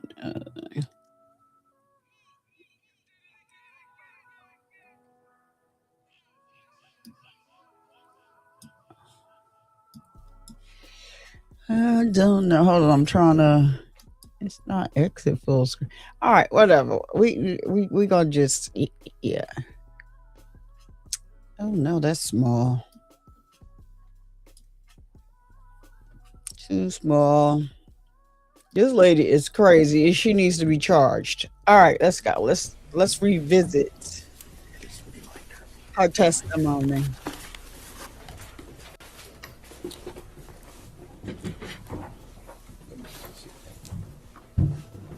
Good morning. Just to remind you that you're still under oath. Okay.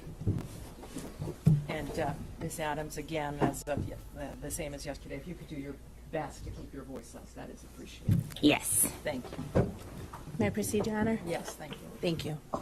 Ms. Adams, on January 1st, 2026, you sent Steph's girlfriend a text message that later appeared on TMZ's website, correct?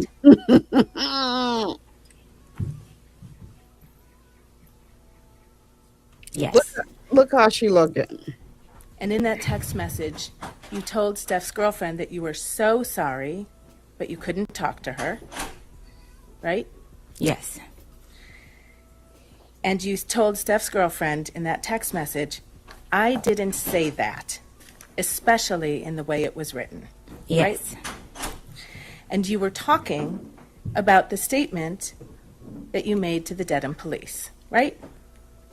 It was a voicemail, and I didn't listen. I read it, the transcript, so I didn't know her voice. When you told Steph's girlfriend on January 1st, 2026... I don't understand the question. I'm sorry. So I don't haven't wanna finished my answer it. question.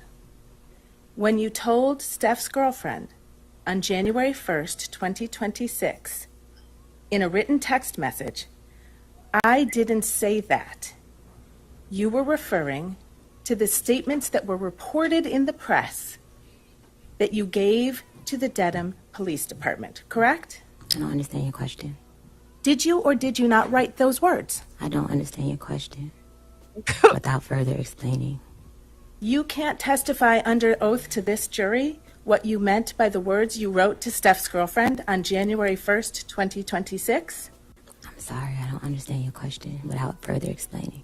You also asked Steph's girlfriend to, quote, please call my mediator and she will answer everything you need to know, but only in person and confidentially. Right? Yes. Your mediator's name is Lynette Marie, right? Lynette Marie. Thank you. She's also known as Lynette Marie Turner? I don't know. You don't know your mediator's last name? I don't know her. She's married. I don't know her exact last name. Your mediator works for a company called LMT Global, correct? Yes, that's her company. Your Honor, may I approach? Yes.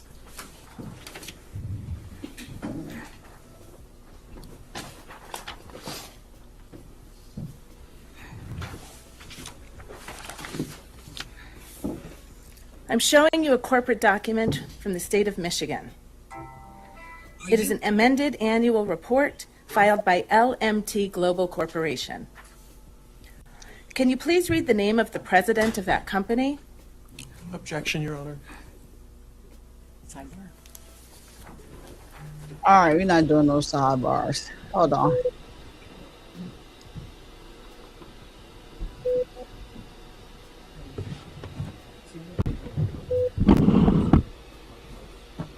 Hold on one second. Let me just get past this sidebar and I'll bring it right back. She is a whole mess. She don't know how to answer the question, but yet she's the one.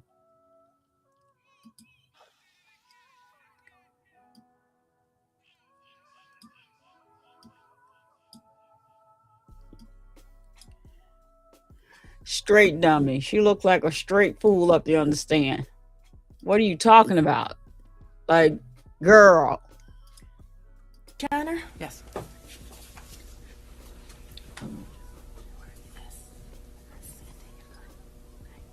If she recognizes it.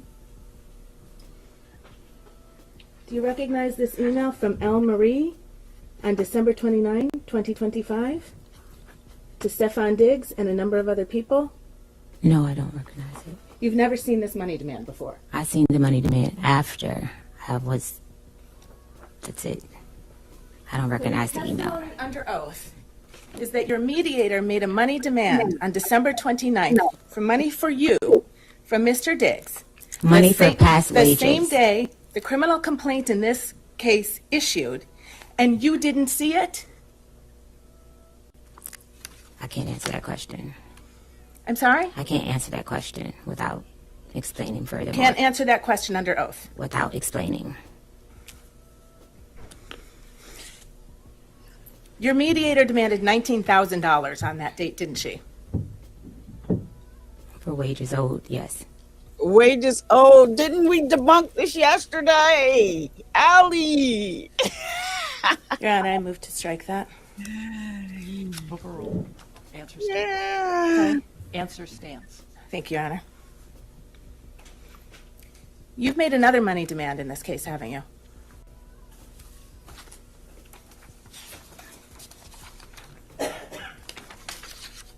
Hello? Actually, before we get there, the I didn't get a $19,000. chance to answer the question. Before we get there, Are you withdrawing your yes, question, the counsel? question is withdrawn. Thank you, Your Honor.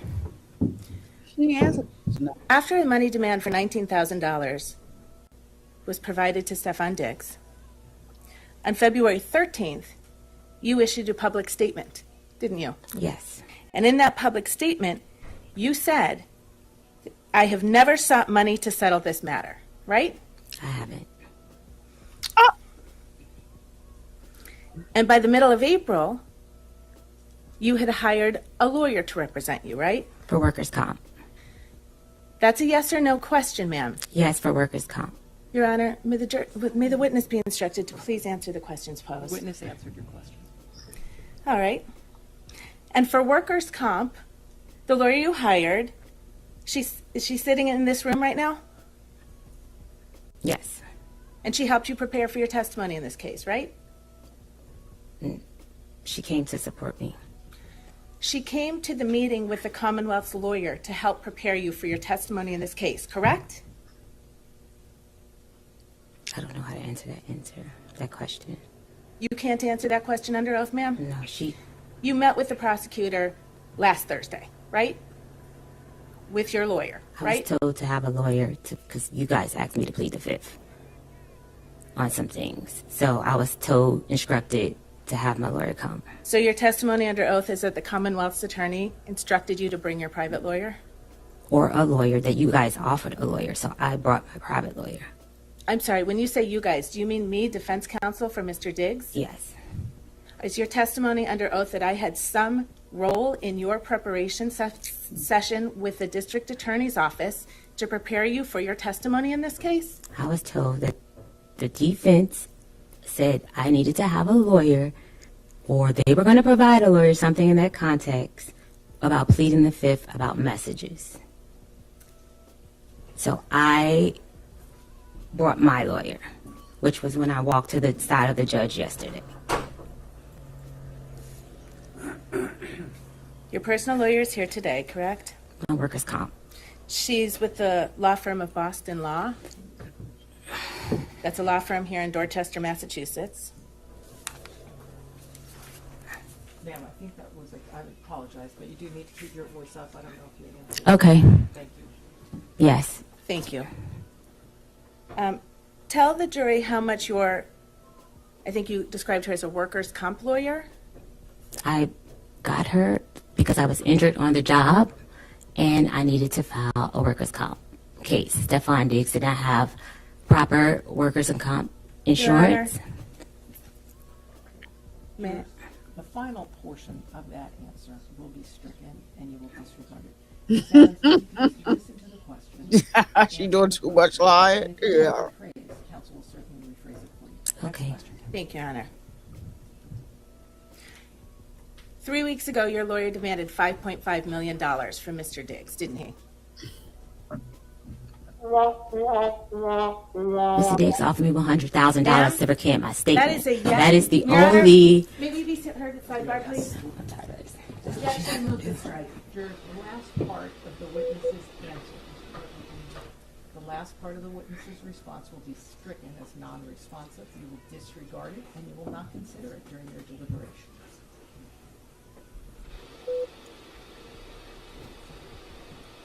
I mean, at this point, like, I don't, she is, all right, so let me fast forward to this because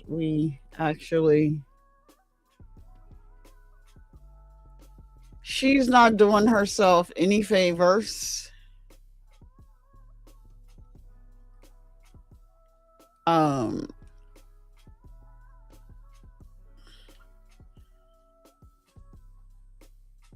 She's not doing herself no favors.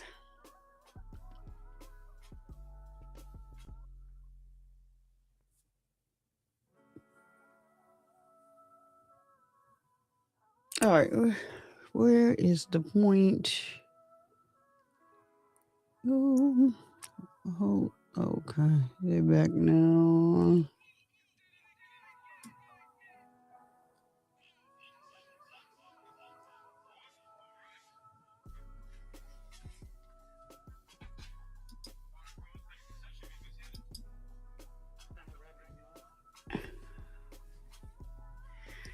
Why is she up there arguing? Because she's a fool.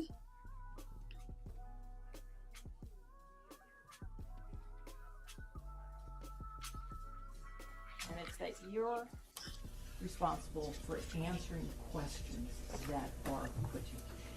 If you don't understand a question, you can say that. And I'm sure counsel will rephrase. If you can't hear a question, tell them that as well. But courtrooms function and especially trials, unfold in a question and answer format. This is not an opportunity for you to interject your own narrative and evade responding to questions the court deems appropriate. I think that the prosecution, you continue to do so, your entire testimony may be stricken. Am I clear? Yes. Of the jurors. let me speed this up because we don't.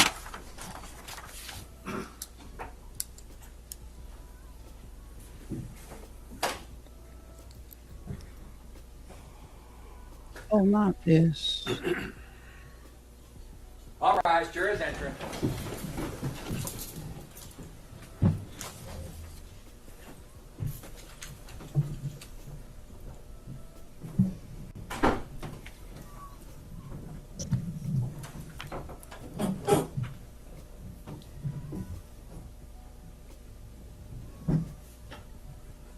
May be seated.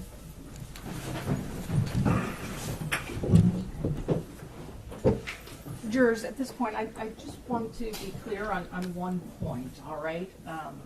And it's the following. You may not consider anything you heard that was stricken from the record. When an answer is stricken from the record, it does not exist. And in determining what the facts are from this case, you're sworn to determine those facts solely and exclusively from the evidence presented, and you may not consider any answer that I have stricken. All right? They coming back. Hold on. You may proceed. Thank you, counsel. Ms. Adams, 3 weeks ago, your lawyer demanded $5.5 million from Stefon Diggs, correct? $5.5 million. As client lawyer privilege, I cannot speak on that. You believe that your lawyer's communications to Stefon Diggs are covered by your attorney-client privilege, ma'am? She tried to invoke her client privilege. You know that someone on your behalf has demanded $5.5 million from Stefon Diggs, don't you? I have a workers' comp claim, and Your Honor? I've explored all civil options. Ma'am, I don't understand. are the you question. able to answer No. that question? No, I'm Counsel, not restate able the to. question, please. You know that someone on your behalf has demanded $5.5 million from Stefon Diggs. Do you know that, Miss Adams? No. What? Sorry, I don't know how to answer the question. Good tell. Oh, Lord. I have no further questions, Your Honor. Thank you.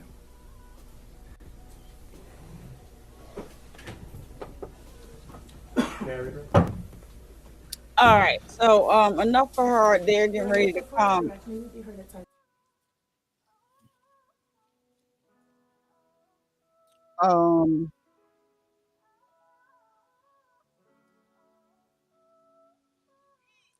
Court is back.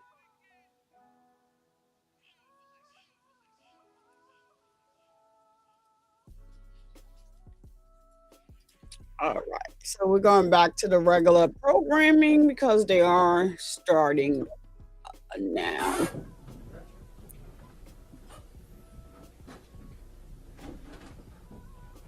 May be seated.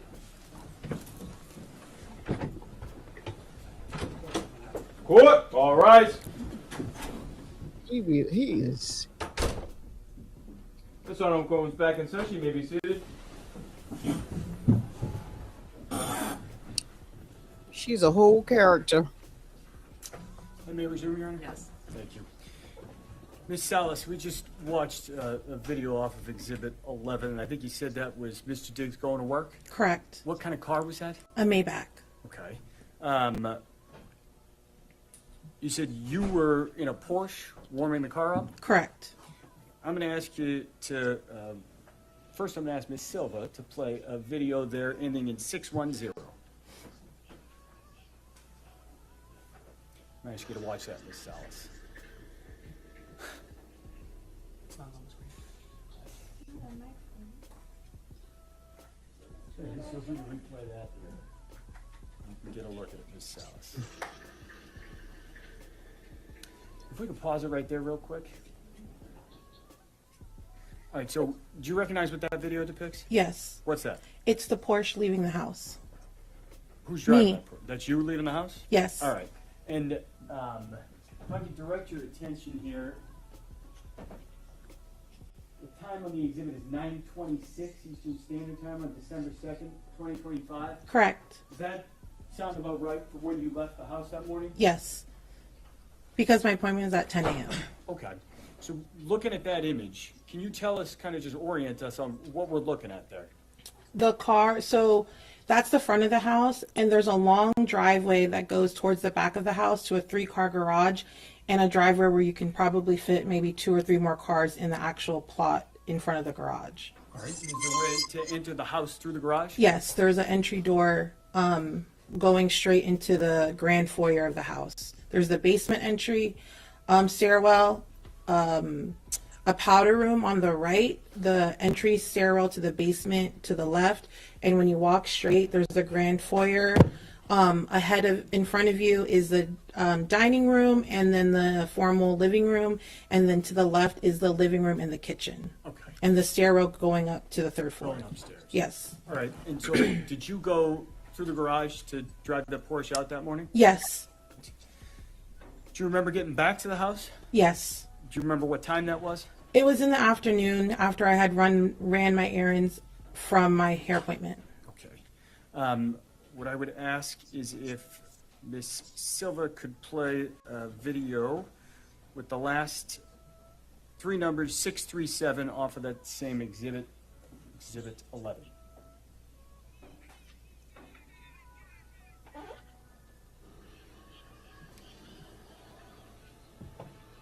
If we could maybe replay that one more time, it's only about 3 seconds. All right, so do you recognize what that depicts? Yes, it's the car returning home. And is that you driving the car? Yes. All right. And the timestamp on that indicates it's 12:59:59 Eastern Standard Time. So it's just about 1 p.m. Is that consistent with your recollection of when you got Yes. home? Yes. What were you doing that day after you got your hair done? I was coordinating our travels because I was getting updates from the airport regarding the change of airports, change of planes, and trying to just get everybody together to be ready to leave by the end of the night. So you were working? Correct. And is there an area where you worked in the house? In the kitchen, in the small little dining table, like in between the kitchen and the living room. Okay. I'm going to ask Ms. Silva to play one more video for us. That's going to be 183725 on Exhibit 11.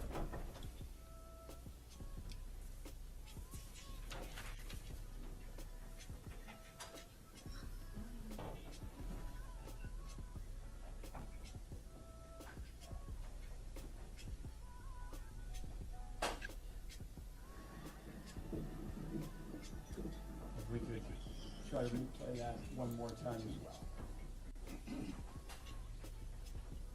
All right, so it looks like she's paused it here, a second into the frame. Do you recognize what's depicted in this video? It's the Maybach coming home. All right, is that Mr. Diggs? Yes. The timestamp on that looks like it says 15:38 and 51, so maybe 3:39, 3:40 p.m. Yes. Is that consistent with your recollection of Yes. when you got home? Yes. You said you were working that afternoon. Do you know where Mr. Diggs went in the house? He likely went to say hi to his brothers and then went straight upstairs to take a nap because it's the day after a game. Objection. Okay. Where were you sitting? I was probably walking around the house, either the kitchen, probably going up and down to the basement because I was probably doing laundry, just running around the house. Sustained. That response is stricken from the record. Jurors will disregard. So let me ask you, you mentioned that you remembered doing something with flights and getting to the airport. Correct. What is that? What do you mean? So, because one of the airports that we usually travel frequently at, the Norwood Airport, there's limitations on the planes, and especially if the weather is bad, they typically recommend that we fly into another airport, which was Bedford. Bedford, Massachusetts? Correct. So is that to say the weather was not great? Correct. December 2nd? Correct. That day, Mm-hmm. when you're making these phone calls, sending emails, doing whatever work you're doing to coordinate, you said you were downstairs. Mm-hmm. Did you see anybody else walking around downstairs during that afternoon? Mila was there, his brother was there, and his childhood best friend, and another friend was also arriving in, who had flown in to go to Miami with us. Okay. You said Mila was there. Did you see her that afternoon? Yes. What did she look like? She looked like she was going to work out. She had workout clothes on. She complimented on my hair. Just regular, just walking around the kitchen, probably around the house. Nothing out of the usual. Okay. That afternoon, did you, is that the only time you saw Miss Adams? Did you see her again as the Towards day went on? in the evening, closer to the evening. So after dark? Yes, it was because it was getting dark at like 3 o'clock at that time. So by like 3:30, 4 o'clock, maybe closer to 4:30, it was like dark. Okay. And so sometime after that, you think you saw Miss Adams again? Yes, because I was sitting in the kitchen and she had asked me if I purchased her flight. The flight, was that a flight to Atlanta? Correct. And when you spoke to her that afternoon in the kitchen, did you observe anything on her face? No. Anything on her neck? No. Did you see any redness or swelling? No. Was she crying at all? No. What was she doing? She was walking around looking for a piece of a paper and a pen to write a card, I guess write a note to him for his birthday gift. When you say to him, is that to Mr. Diggs? Correct. That's that November 29th birthday you just referenced? Yes. That afternoon, was there anything on Mr. Diggs' schedule? He had ozone therapy and massage. So is that a nurse who comes and does fluids? Yes. And a massage, you said? He has a massage therapist. What time were those appointments? I believe I told them both to come at 5. Do you remember if those individuals actually appeared at the house? Yes. Did they? I believe so. That afternoon, you said you purchased a flight for Mila Adams to Atlanta? Yes. Did you arrange to get her to the airport? Yes. What time did that happen? Probably in the 7 o'clock hour, because you have to be there an hour before checking in your bag, and it took about 45 minutes to get to the airport, so probably between 7 to 7:30. You think about 7:30? Yeah. And so, did she leave the house around 7:30? She should have left around before 7:30 to get to the airport on time, if she was checking in a bag. And you saw her prior to that, Yes. correct? Yes. So is it the encounter you had in the kitchen? Yes. With the pen and the card, I think you mentioned? Yeah, she was running to go to his room to put it on, I guess, his gifts that she was giving him. Did you end up speaking to Mr. Diggs later that evening? Yes. And did you see any of those, the card or the presents that you Yes, there were 2 boxes on his bed from Chanel.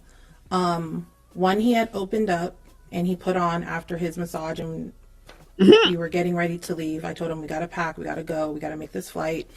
He put the beanie on. There was another box that was unopened, and then there was a green Post-it with whatever note she had on it telling for his birthday. All right. Prior to, speaking of Mr. Diggs, prior to arranging for Yes. Miss Adams' Uber, did you hear anything that afternoon? No. Any screams? No. Slam doors? No. Anything out of the ordinary? No. Do you know if Miss Adams cooked dinner that night? It was like a hot dog. It was like and there was like mustard on it, but it was like left on the counter and it was like dried up. And then in the room, it was like dried up. So there was like 2 that were made. Let me back you up on that. Do you know if she did cook dinner that night? She did. Where did she do that? In the kitchen. And what time did you see that? I just remember the food being like prepared. Okay. Already. And you mentioned it was a hot dog or something like Yeah, that? it was like a hot dog, or like, you know, like Auntie Anne's when they have like the pretzel dogs. It kind of looked like that, but it just looked dried up. Okay.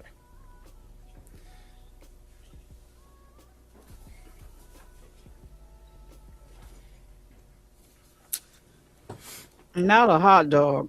That Dried night, up hot dog. Did you all leave for Miami? Yes. If I may have one moment.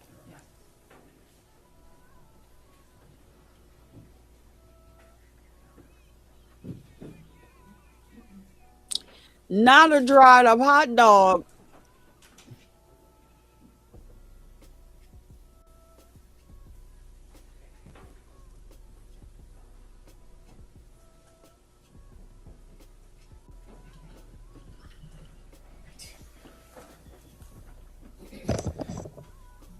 I just want to recap on one issue. Okay. I think you said Ms. Adams complimented your hair. Did she tell you anything else? No. She was like, "Oh, your hair's getting long and it looks good." I was like, "Thank you." Okay. Did she tell you she was assaulted, No. strangled? No. You're the chief of staff? Correct.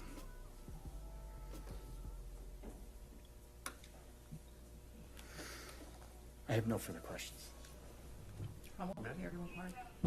Thank you. Good morning. And it's is it Sunny? Yes, that's my nickname. And that's is that SUNNYNIE? Is it? SUNNY and then SUNNI. Okay, so both ways. Right? Yes. Okay. So right now you are the chief of staff. Is that right? Correct. And how long have you been Mr. Diggs' chief of staff? Since July 2023. And prior to that, what was your position? I manage his household, but it was part-time. Where? In Maryland. And how long did you do that? September 2022 up until July 2023. And prior to working for Mr. Diggs, what did you do? I have been an independent consultant. I have been a project manager, event producer, and I consulted for companies for almost at that time, since 2017. And right now, how much do you get paid by Mr. Diggs? I would say between 90 to 100,000 a year. And when you were, what was the term of the previous job? The house manager? Yes. Oh, how much did you get paid when you did that? I was on retainer for $5,000 a month. And you mentioned you went to Art Basel? Correct. And how long was that? That was we got there Tuesday evening up until the events were all the way through the weekend that Sunday. And what kind of events were there? There was a showcase of his furniture line, his birthday party, just, showcasing his new furniture line. But, and you went to these events? Yes. Did you have to pay for any of these events? No. Like physically? Like my own money? Yeah. No. And did you have food there? Yes. Did you have to pay for your food? Not with my own money. So. With my company card. Okay. So. Yes. Thank you. Yeah, you it is. driving, Funny. one of his Yeah, cars. What car they was just that? said It was his Porsche. Is it a nice car? Yes. Yeah. How often do you drive that one? If I need to go run errands, if I need to do something, I will use the car as an insured driver. And when you say run errands, is that personal errands or errands for Mr. Diggs? Both. Okay. How often do you go on trips with the staff? As needed, specifically for business trips, more so. Okay. On December 2nd, you were at least at some point in the house, right? Correct. And you saw Ms. Adams? Yes. So she was there in the house? Yes. And you saw Mr. Diggs? Yes. So he was there in the house? Yes. Did you, was there any time that day where were you following Mr. Diggs the whole time? No. Were you following Ms. Adams the whole time? No. So there a time when both of them were outside of your range of being able to see and Yes. hear? Have you been to Ms. Adams' room before? Not all the way inside, but I knew which room she was in. So you had not been inside that room before? Not when she occupied it, but when we did the walkthrough, I was. Okay, so when you were first looking at the house? Yes. But that day you were not in that room? No. Okay, so whatever could have happened in that room, you were unaware of anything that could have happened in that room? Correct. Your Honor. Sustained in that form. Okay, you get a lot of questions like this, so I thought I would just quickly talk about. Is it fair to say that you have a financial interest in Mr. Diggs doing well? What does that mean? If he does well, do you do well? I think we collectively do well. So, Even outside of financially. Is he a good boss? Yes, he's great. Do you want to continue working for him? Yes. Nothing further. Oh wow, what is he trying to insinuate? Like, I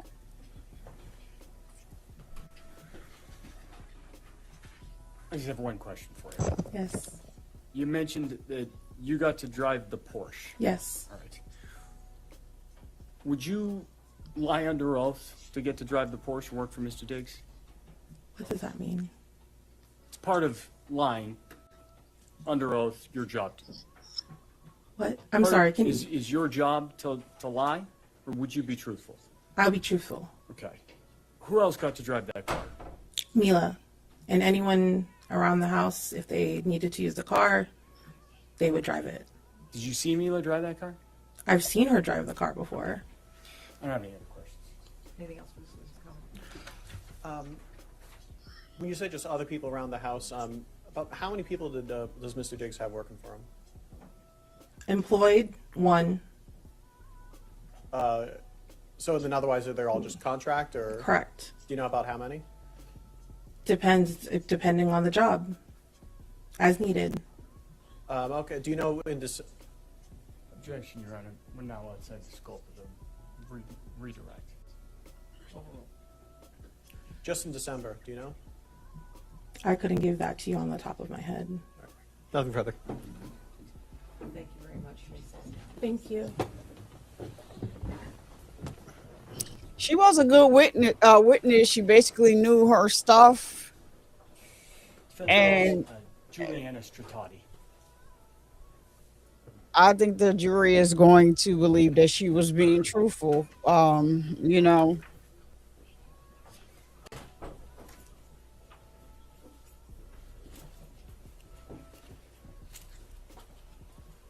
Watch yourself. You're going to remain standing and face the clerk.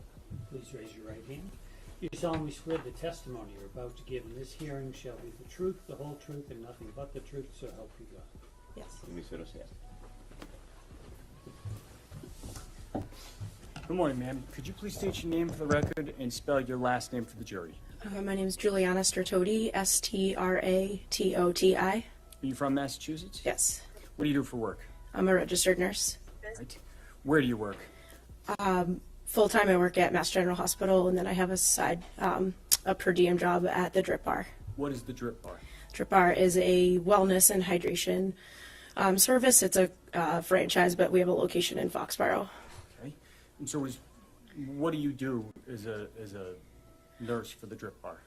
Provide like wellness services, hydration, like extra therapy for people that you don't get prescribed, like at a hospital or through your primary care physician. Does some of that involve making house calls? Yes. On December 2nd, 2025, did you do some kind of treatment, a house call that afternoon? I did. And where was that? At Mr. Diggs' house. All right. And had you been to that house previously? I had. And that was at 7 Schoolmaster Street in Dedham, fair Yes. to say? Do you remember what time you got there? Most of my appointments were 4, 5, or 6 o'clock. I think that day I got there at about 5 o'clock.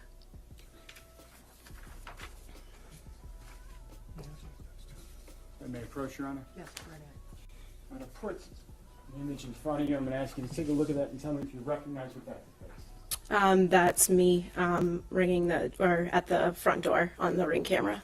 All right. And is that a fair and accurate depiction of you arriving at the house on December 2nd, 2025? Yes.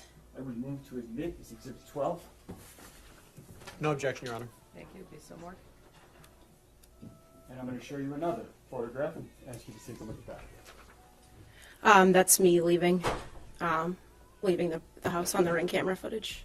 All right. Is that a fair and accurate depiction of you walking out of that house in the afternoon of December 2nd, 2025? Yes. I would move to admit as Exhibit 13. No objection, Your Honor. Thank you. Be so more. 13.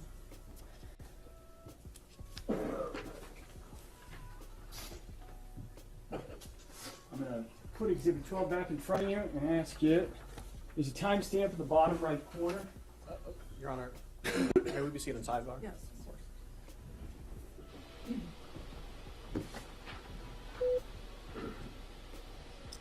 Yeah, that is the other girl, Allie. That was Sunny. When she first got on the stand, they start questioning her. She didn't say her name, but yep, that was Sunny. The one she can't stand and talk about. That's what they call her. It don't sound like she going nowhere no time soon. You know what I'm saying? It don't sound like Stefon has an issue with her. at all.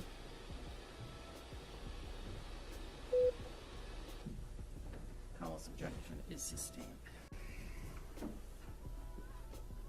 A moment ago, I think you described when your appointments routinely were. Do you recall what time you got to the house in Dedham that afternoon on December 2nd? That day I got there at 4:50 Okay. PM? p.m. And do you remember when you left the house? According to the Ring camera footage, it was. Let me ask you this. Do you remember when you left the house? I don't remember exactly the time, but all of my appointments were roughly 45 minutes to an hour long. All right. And so on December 2nd, 2025, do you think, how long do you think you were in the house? Probably about an hour. In the house, when you were doing the treatment, where did it actually occur physically inside the house? In the living room. So then fair to say you were in that house that afternoon for about an hour, maybe a little less? Yes. Okay. Anything out of the ordinary that day? Not that I recall. Hear anything unusual? No. Did you see anything unusual? No. I have no further questions. Matt? Yes. Good morning still. Had you gone to Mr. Diggs' house prior to this date? I had. And how many times have you done this before? A handful of times, I think. Before that was 2 or 3. Okay. After that was a couple. And without you saying the actual names of any of your clients, what kind of clientele do you have with this job? It depends on what services they're looking for. So kind of all across the board. Okay.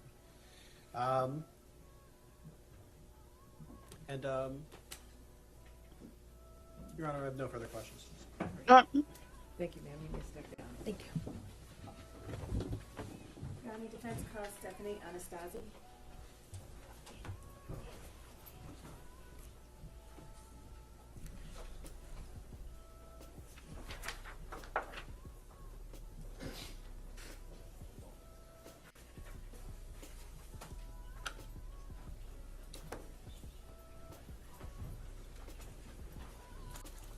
Just watch your step, and if you could just remain standing, please. Please raise your right hand. Do you solemnly swear the testimony you're about to give in this hearing shall be the truth, the whole truth, and nothing but the truth, so help you God? Yes. You sit or stand, whichever you prefer.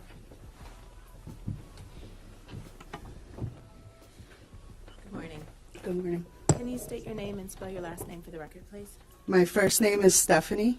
My last name is Anastasi, Anastassi. And do you live in Massachusetts, Ms. Anastasi? I currently live in Rhode Island. Where do you work? I work in Massachusetts. What do you do for a living? I'm a massage therapist. Are you employed in that work? Yes. Who do you work for? The Right Touch Day Spa in Attleboro, Mass. All right. And you provide massage therapy treatment to clients? Is that Yes. right? And as part of your work, do you need to visit clients in their home? I do that separately on my own, on the side. It doesn't have anything to do with where I work currently. Okay. All right. And as part of your work treating clients, are some of your clients professional athletes? Yes, sometimes. All right. And was one of your clients in December of 2025 Mr. Diggs? Yes. All right. And how did it come about that you were providing treatment for Mr. Diggs? I used to work for the Celtics back in 2019, and whoever I used to work for, he's a physical therapist. He connected me with Mr. Diggs. Okay, thank you. And you would provide massage therapy for Mr. Diggs at his home? Correct. About how often per week would you do that? Twice a week. All right. And where in the home would you provide that treatment? Sometimes it was in the living room area, and sometimes it was in his bedroom. Did you need any special equipment to provide your treatment? He provided that. I do need some special equipment, yes. I see. So there was the equipment in the house? Yes. I take it you used a table? Yes. Any other equipment? No, just a massage table, and I would use my cups, which is for cupping. I see. Okay. Thank you. How long did a typical treatment take? Between a 90-minute to 2 hours. Okay. And did you give Mr. Diggs a treatment on December 2nd, 2025? Yes, I did. Do you remember approximately when you arrived at his home for that treatment? It was between 5:45 and 6 o'clock in the evening. Okay. And how did you get into the house? I rang the doorbell and Sonny opened the door for me. Okay, thank you. And what happened next? Then I asked Sonny where he was or where he would like his massage at. She told me he was in his room and that's where he would like his massage. So I went and grabbed the massage table. It was in like a computer room. And I brought it upstairs and he was laying in his bed and I started setting up the table. All right. And was Mr. Diggs, do you remember what he was doing when you walked in other than laying in his bed? I think he was falling asleep a little bit, but I wasn't sure. It was just laying down. Okay. So I take it you began the treatment? So first I set up, I grabbed the blankets and stuff, and then he fell asleep. So I texted Sonny and I was like, hey, can I wake him up? And she said yes. So I ended up waking him up and then he got on the table. Okay. And about how long was the treatment that day, if you can recall? It was between 90 minutes to 2 hours usually. It was more towards the 2 hours than the 90 minutes. All right. And did anyone come into that while you were performing that treatment in that 90-minute to 2-hour window? Yes. Mila Adams came in the room at the time. Okay. And how did you know Mila Adams?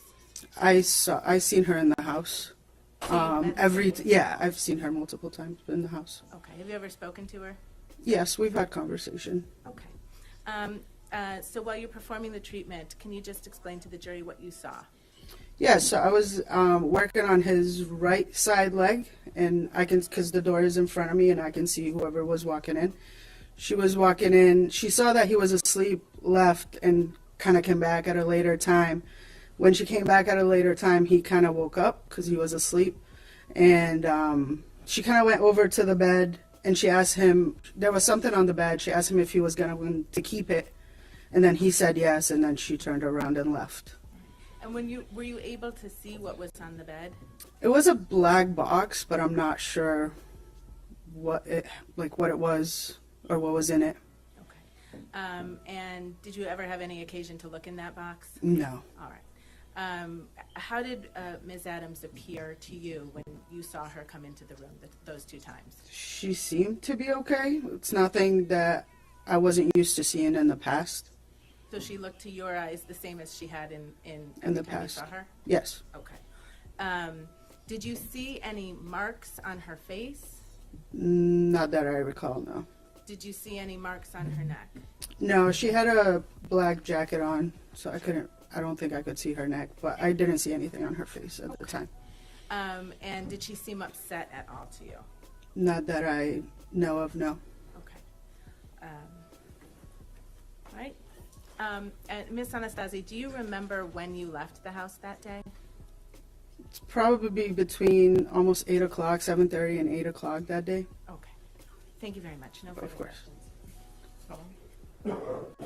Good afternoon, Miss Anastasi. Oh, sorry, good morning still, actually, Miss Anastasi. Hello. You said you had previously worked at the Celtics, and is it like kind of word of mouth that you got a job working for Mr. Diggs? Yes. In your line of work, how important is word of mouth in order to find new clients? It's very important.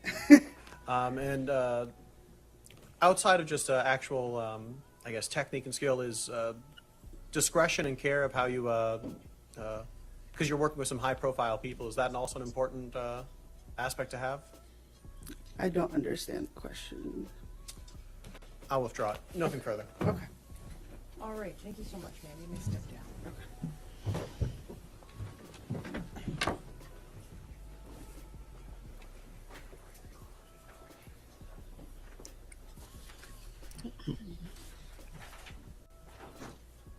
And Your Honor, the defense calls Melissa Goddard.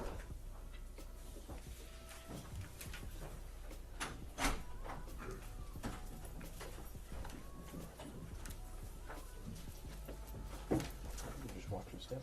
Remain standing. You can face the clock. Please raise your right hand. You solemnly swear the testimony you're about to give in this hearing shall be the truth, the whole truth, and nothing but the truth, so help you God? I do. You said Steph. Good morning. Good morning. Can you state your name and spell your last name for the record, please? Sure. Melissa Goddard, Goddard. Thank you. And what city do you live in? City and state, please. Boca Raton, Florida. Right. And are you employed? Yes, I am. Where are you employed? At PMG Private CFO. And what is PMG Private CFO? It's a boutique financial service company. So we do accounting, tax planning, tax prep, budgeting. We handle everything financial, data collection. And is one of your company's clients Steph Diggs? Yes, it is. Right. And do you work on Mr. Diggs' account? Yes, I'm his client manager. All right. And how long have you been the client manager for Mr. Diggs' account? Since November 13th, 2023. Okay. And can you just briefly describe how Mr. Diggs' account is structured? Sure. He has the personal side, which we call concierge, and the business side. So the personal side is his life personally, but because his person is a business, it transfers also over into businesses. And then he has several businesses that we operate. Can you just very briefly identify the different businesses? Sure. Diggs Deep LLC, which is for his name, image, and likeness. Liam Brands International, which is a clothing brand. CV Passem, which is a furniture brand. And Diggs Deep Foundation, which is his charity organization. All right. And so those businesses that you just described, are those handled on the business side of his account? Correct. All right. And then there's a personal side or a concierge side to handle his business. To handle his personal expenses. Correct. Okay. And up until, starting before October 2025, so from 2023 to 2025 October, which side of his account did you handle? I handled daily business transactions for the most part. Okay. And did you have a different colleague to handle the personal kind of concierge side? Yes, the practical everyday concierge side we did. And would expenses for private staff be handled on the business side or the concierge side? The concierge side. Okay. And did something happen in the fall of 2025 that caused you to take over responsibility for the concierge side? Yes, we had an associate leave. Okay. So the associate left, and then were you responsible in the fall of 2025 for both the business and the concierge side? Yes. Okay. And did you have responsibility at that time for payments to Mr. Diggs's private chef? Beginning of November, yes. Okay, beginning of November 2025? Correct. And do you recall, what did you do when you took over responsibility for those payments? I was notified at the beginning of November that the data collection program that we used was updated so that personal payments needed to be made. And one of them was for the chef, and I asked, catch me up. Does she have a contract? How do we pay her? Does she have a W-9? Does she have an NDA? Just general information, like, what do I do? And who are you talking to when you were getting this information? Sunny. And who is Sunny? Stefon's personal assistant. Okay. All right. Do you recall receiving an invoice from Ms. Adams on December 1st of 2025? Yes. And do you recall what that invoice was for? It was for 3 weeks of services in November and reimbursable expenses. Okay. What did you do with that invoice when you received it? I checked, immediately I knew that it was incorrect because I had paid her weekly for 2 of those weeks. So it raised a flag. I needed to figure out, had I made a mistake or had she made a mistake? And that caused me to look a little bit further into the reimbursable expenses. We're much more structured on the business side, so I usually audit those before paying them. Okay. So when the flag was raised, and it caused you to look a little bit deeper. Mhm. What did you do to look a little bit deeper? I pulled up every payment that we had made to her for the last 18 months, as far back as I could go. And then I went through every receipt and reimbursable that we paid her for the last 6 months at that time. Sorry. And at the conclusion, would you describe that as a kind of an audit? Yeah. Okay. You know, if you receive an invoice and it's incorrect, I want to know, is it our mistake or was it her mistake? So I wanted to make sure that we had paid her correctly. All right. And what did you learn from conducting your audit? That she had submitted receipts multiple times over the course of 6 months, the same receipt. That she had submitted reimbursements for packages sent that were paid by our Federal Express account for reimbursement, that we had overpaid her. And were you able to quantify the amount of money that she had been overpaid based on your audit? Yes. And how much money was that? I think the total was $2,500 and change at that time, with an additional $744 that maybe was legitimate. I couldn't substantiate because there wasn't a date on it, so that was more in a gray area. Did you ask Ms. Adams for more information about the money that she was seeking? Yes. How did you do that? I contacted Sunny and asked for her email. I gave my phone number, even my personal phone number, so that she could reach me, because sometimes they're in different time zones. I reached out to her twice. Okay. And did you ever hear back from her? No, she never responded. Did you tell Mr. Diggs what you had identified, at least from the audit that you conducted? Yes, he called me. We spoke about it on December 5th. All right. And what was his reaction? He's like, give me a report. And he had wanted to make sure that she was paid. And I told him I would get him a report, and he was fine. In the course of conducting your audit, or actually, strike that, did there come a time when you were aware that there was some paperwork not completed that you would have expected to be completed?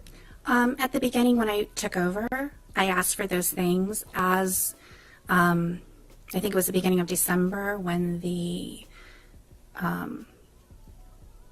invoice didn't match what I had. You know, I'm buttoning things up. It's the end of fourth quarter. We're closing out the end of the year, so I wanted to make sure we had everything. So, you know, I was going through everybody's paperwork. But yes, it was about the beginning of December I realized we don't have her paperwork. All right. And did you do anything about that? Yeah, I had asked Sunny to, I had mentioned to Steph that I think we should get one. He said to coordinate with Sunny, which I did on December 4th. And I didn't receive anything, so I followed up with it as I normally would. And how did you follow up with it? I asked Sunny if she had collected it, and I emailed Mila asking for it. Do you remember the date on which you emailed Mila for it? Sorry, Ms. December Adams. 8th. December 8th. Mhm. Did you follow up again with Ms. Adams, if you can recall? I did not, because Steph said not to worry about it. Okay.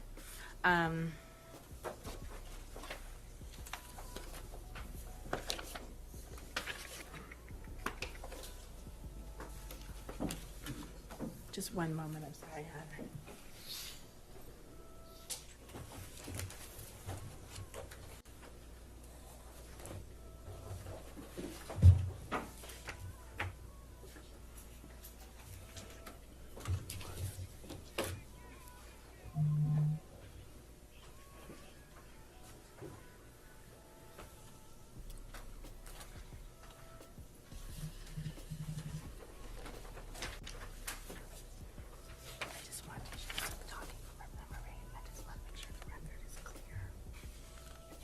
We can hear you. She whispering, but we can hear you. Yeah. Yeah, that's right. Okay.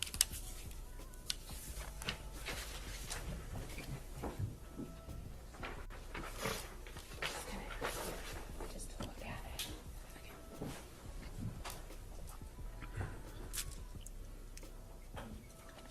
All right.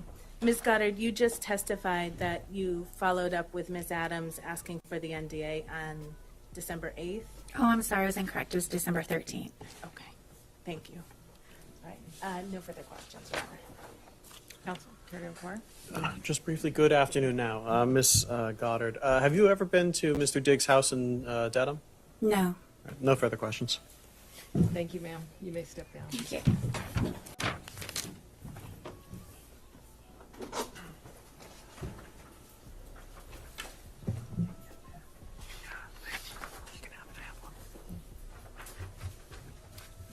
Defense calls Shy Charles. Uh-oh, this is the girl from New York. This is the girl from New York that braids his hair.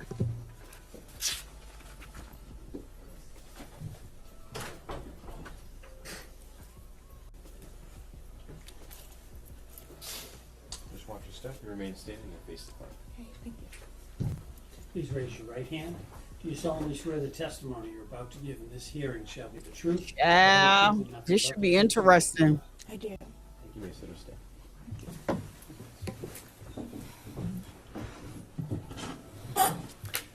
Good afternoon, ma'am. Could you please state your name for the record and spell your first and your last name? My name is Shy Charles. It's spelled Xiacharles.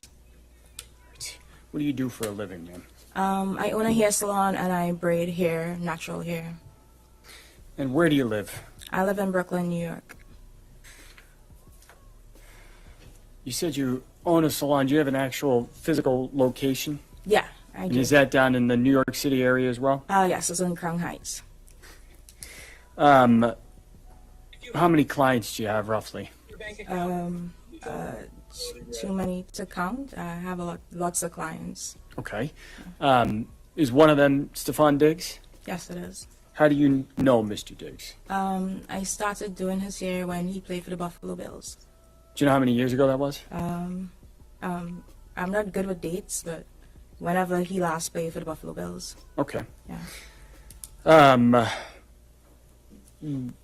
When you actually do Mr. Diggs' hair, how long does that process actually take? I'd estimate probably about 3 to 5 hours, anywhere between that. Yeah. And where have you done Mr. Diggs' hair? At his house. He travels a lot for work, so wherever he needs me to do his hair, I go. Is that true of other clients you have as well? Yeah.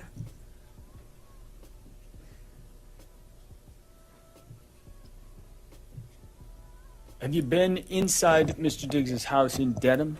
Yes, I have. All right. Do you know when he lived there? I don't know when he occupied the space, but I could tell you the first time I went there to do his hair. When was that? It was when the season started with the Patriots, probably about July, September, around that time last year. So that'd be 2025? Yeah. Okay. And had you been in Mr. Diggs's and other clients' house to do their hair previously? Yeah, I have lots of celebrity clients, and obviously they wouldn't want to come to the salon, so I go to them. So wherever they're at, I go meet them there, whether it's a hotel, their house, wherever. All right, so it sounds like September or July, fall of last year was the first time you were in Mr. Diggs's home in Dedham, but not the first time previously. Yeah, first time in Dedham, but not. She's the hair braider. Elsewhere at his house, wherever he lived before that, I would go. Got it. And having done that, did you? She's the lady that braids his hair. So she is also the lady that when Mila found out she wasn't going on a trip and she was supposed to be going to Atlanta, she changed her flight and went to her house instead. That's who she is. Meet some of the people who were normally around? Yes. Do you know a person named Sonny? Yes. Who's that? His assistant. Right. Did you meet any other family members of Mr. Diggs? Yeah. Everybody that's in the house, his brothers, his mom, everybody. Okay. Yeah. Did you ever meet a person named Mila Adams? Yes, I have. Who's that? It was his chef at the time when I met her. And so when did you meet Mila Adams? At the same time, I went to the house for the first time, so like around July, September, whenever the season started with the Patriots. Of last year? Yeah. Did you meet at the house? Yeah. And how much time were you at the house kind of the first time you met Miss Adams? Probably like less than 24 hours or around that time, because I know I had a client the following day. So I just had to come do his hair. But that was late in the evening, and so I had to leave the following day. Yeah. Okay. And so you met Miss Adams at that point, but did you speak to her? I did, because I had to go to Walgreens to get some products, and so I asked anybody in the house if they needed anything, and Mila said she needed a sponge, a makeup sponge, and so I got her the sponge. When I came back to the house, she asked me how much money it was, and I told her it was okay, and that's the first interaction we had. Okay. Yeah. Did you have any other further interaction with Miss Adams after that kind of initial 24-hour stay? Yeah, when I came back to the house. When was that? I can't give you an exact date, but I could like estimate. So probably within 2 weeks, because he'll do his hair like every 2 to 3 weeks. So about 2, maybe 3 weeks later? Yeah. You went back to the house in Dedham? Yeah. Was Miss Adams at the house in Dedham at that point? Yeah. And so did you speak more to her when you went back the second time? Yeah. So can we go back? Because even after, because I don't know. No, I'm sorry. Just Okay. I apologize, Yeah. Miss Charles. But Yeah. did you speak to Miss Adams again that second time you Yeah, went back I to did. the house? We spoke more. Yeah. All right. How much time did you spend with her that second time? More time, like a longer time, because we were talking about food, and she wanted to come to New York to start her restaurant, and I'm a business owner, and we connected on the fact that she was a business owner, and I have like a big social media following, and I told her that she needed to do content, and I wanted to help her with her content so she could start her business. So we connected on that. Did you end up helping her Yeah. with content? Yeah. Did you two She stay did. in touch? Yeah. How long were you around at the house in Dedham that second time? I can't tell you how long, honestly. I would stay longer if it had a game and we'd go to the game together. But for however, because most times she'll be like the only female there and Sunny will come and go. And so I spent more time with her. Okay. Yeah. Kind of following that time you spent together where you said you connected over being business owners, Yeah. did you two remain in contact? Yeah. And how did you do that? We'll text, we'll send Instagram reels, we'll FaceTime. So you guys exchanged phone numbers? Yeah. How much did you talk, you think, in the following weeks and months that fall? A lot, because a lot. We talk about business, we'll gossip, we girls, so yeah.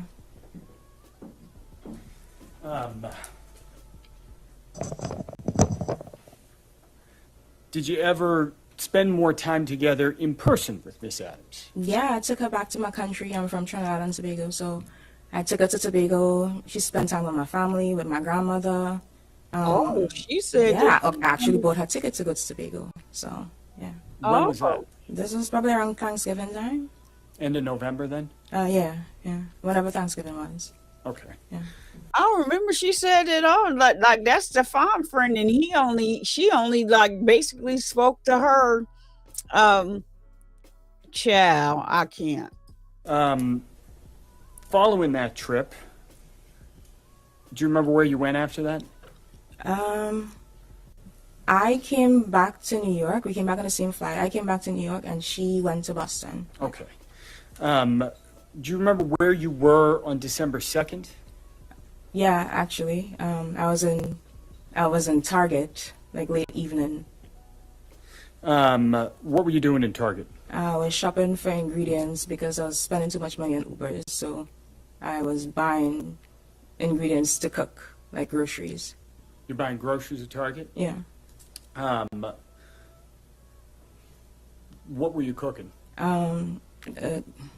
So I wanted to make this like Cajun pasta with shrimp and like sausage. Mila had made it at the house, and it was healthy.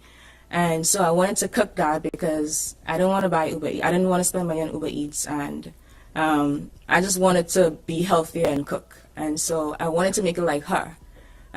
So I was going through the aisles and like picking up stuff and calling Mila or message. Like I texted her a picture and asked her if it was this one, but she wasn't responding quick enough, so I FaceTime her. All right. So let me break that down there for a minute. You're in Target. You're trying to purchase ingredients for a dinner that you'd seen Mila cook. Yeah. You said at the house. Is that at the Dedham house? Yeah. Right. Did you say you were looking for, what was the ingredient you were looking for? Like shrimp, but so she makes matcha as well. So I was trying to find out like what matcha to get. That specific one from tea dealers. Shrimp, pasta, sausage, everything like that. So you just said a moment ago that as you were trying to find ingredients, you started by taking a picture and sending it to Mila? Yeah. Do you remember what time that was at? It was before 6 p.m. for sure, because I remember leaving my cart in Target to go pick up some dry cleaning for my boyfriend because I had to get it before it closed. So I actually left Target and came back to Target. So it was before 6 p.m. Okay. Yeah. What about a specific time? Do you remember exact times?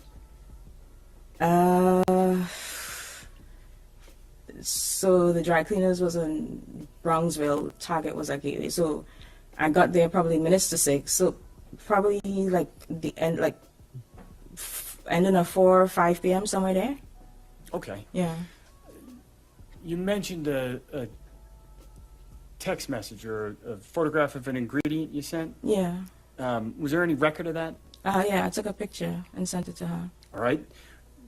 Would that have had the actual time? Yeah, and on location. The message? Yeah. Do you think taking a look at a record might refresh your recollection of what time Yeah. you sent that photograph? Did you Yeah. say yes? Yes. If I may approach her? Yes. What I'm going to ask you to do, Ms. Charles, Yeah. just take a look at that photograph. Okay? And I want you to look at that. Yeah. And after you've reviewed it, take a look up. Yeah. Having looked at that, does that refresh your recollection on what time Yeah. you actually began communicating with Miss Adams when you were in the Target? Yes. And what time was that? It says 4:38 on the picture. Okay.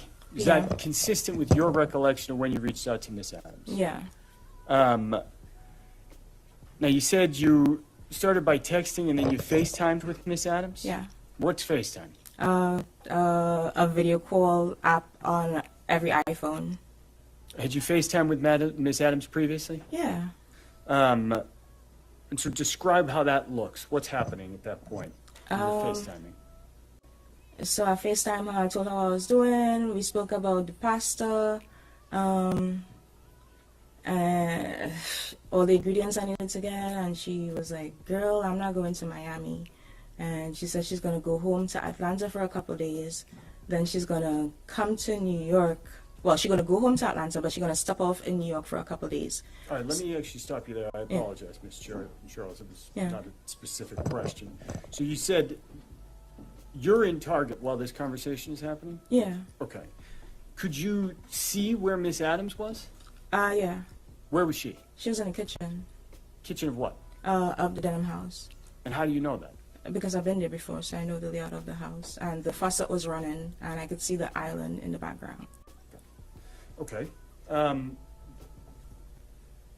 You just said she mentioned Miami. Did you notice anything about her face, her physical appearance when you had this FaceTime call? No. I'm sorry? No. Did you see any redness, swelling? No. Was she flush? No. Was she teary-eyed? No. Were there any bruises on her? No. You started to talk a little bit about places she said she was going. Agent right Did here. you ending? Yeah. All right. She said Where was that? In New York, because she said she was stopping off in New York for a couple of days. I asked her where she was going to stay. She said at a hotel. I'm like, girl, we friends. You don't have to stay at a hotel. You could stay at my place. All right. Did you actually see her that night? Did she stay at your place? Yeah. So where'd you first see her? At the airport. What airport? LaGuardia. And what were you doing out there? I went to pick her up. What time did you pick her up from LaGuardia Airport? She told me she was landing at 11, so I got there like minutes to 11. I had to wait because I think her flight was delayed. Yeah, her flight was delayed. So I waited there for like 45 minutes. And so, did you end up seeing Miss Adams? Did she actually get in your car? Yeah. You picked her up from LaGuardia Airport? When she got in your car, did you notice anything out of the ordinary? Mm-mm. Did you notice anything about her appearance? No. Was there any bruising on her at that point? No. What were you doing when you picked Miss Adams up? We went to go pick up my friend Tally in Queens, and we were just chilling in the car. We were just like singing and just talking.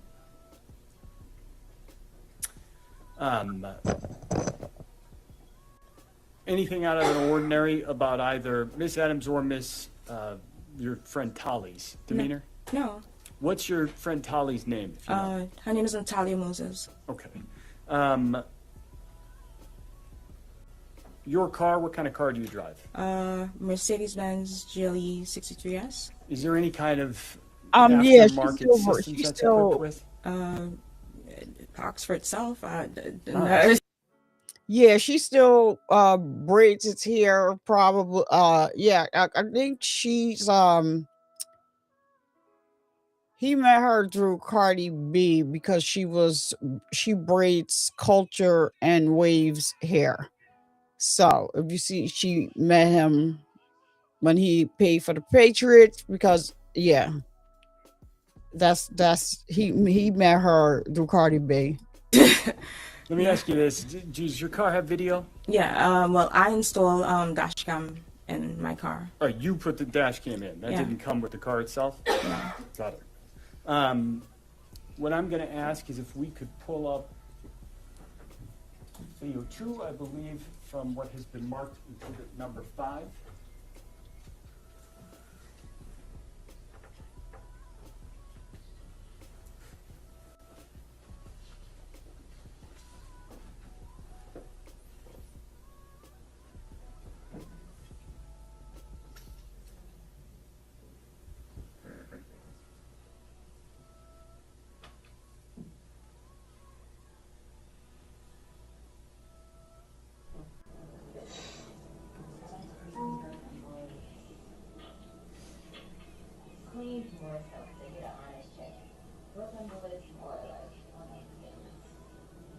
If we could pause it right there.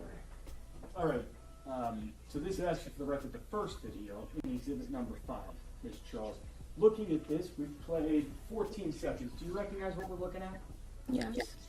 What is that? That's me in my car. Dashcam video.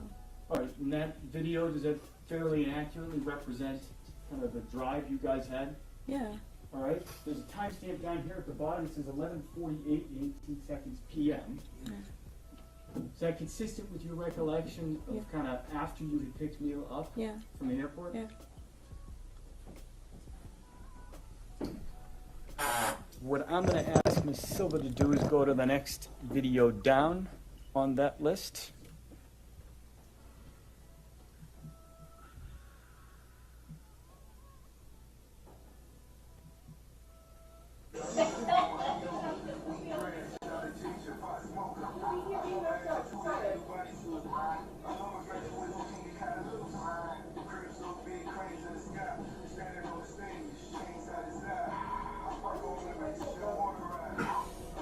Oh Lord, let me mute this music. Hold on, y'all. That music, they boy.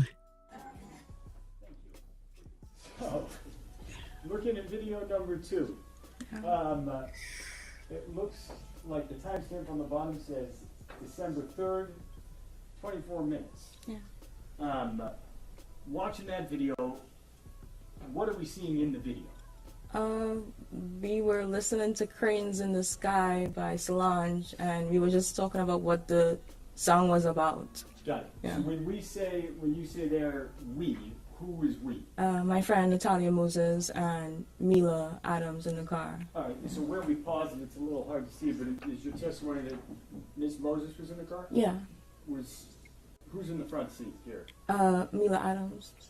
So was Miss Moses in the back seat of your car? Yes. Okay. What did the three of you do that night? We went to Jersey. I have a house in Jersey City, so we went to Jersey City. And what did you do?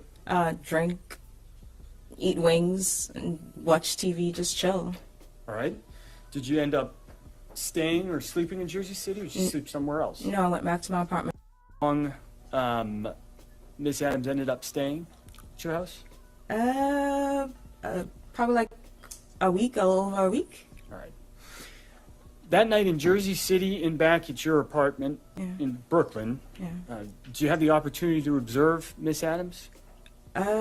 Probably the morning we got up. Yeah, because we girls, so we get dressed in front of each other. So, yeah, the day of. Okay. Yeah. So when you say you get dressed in front of on as you were getting dressed? With a towel on. Okay. Yeah. Did you observe any bruising, redness on her neck, chest? No. Did you observe anything on her face? No. I'm going to ask Ms. Silva if we can actually play the third video.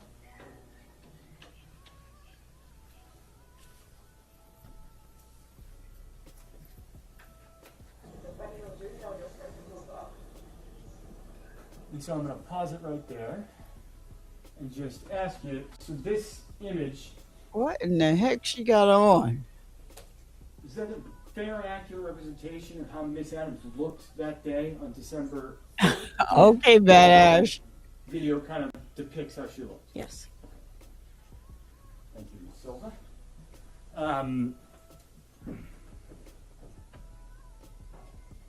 Anytime the day of December 3rd, did you notice bruising developing, redness, any kind of physical marks on Miss Adams? No.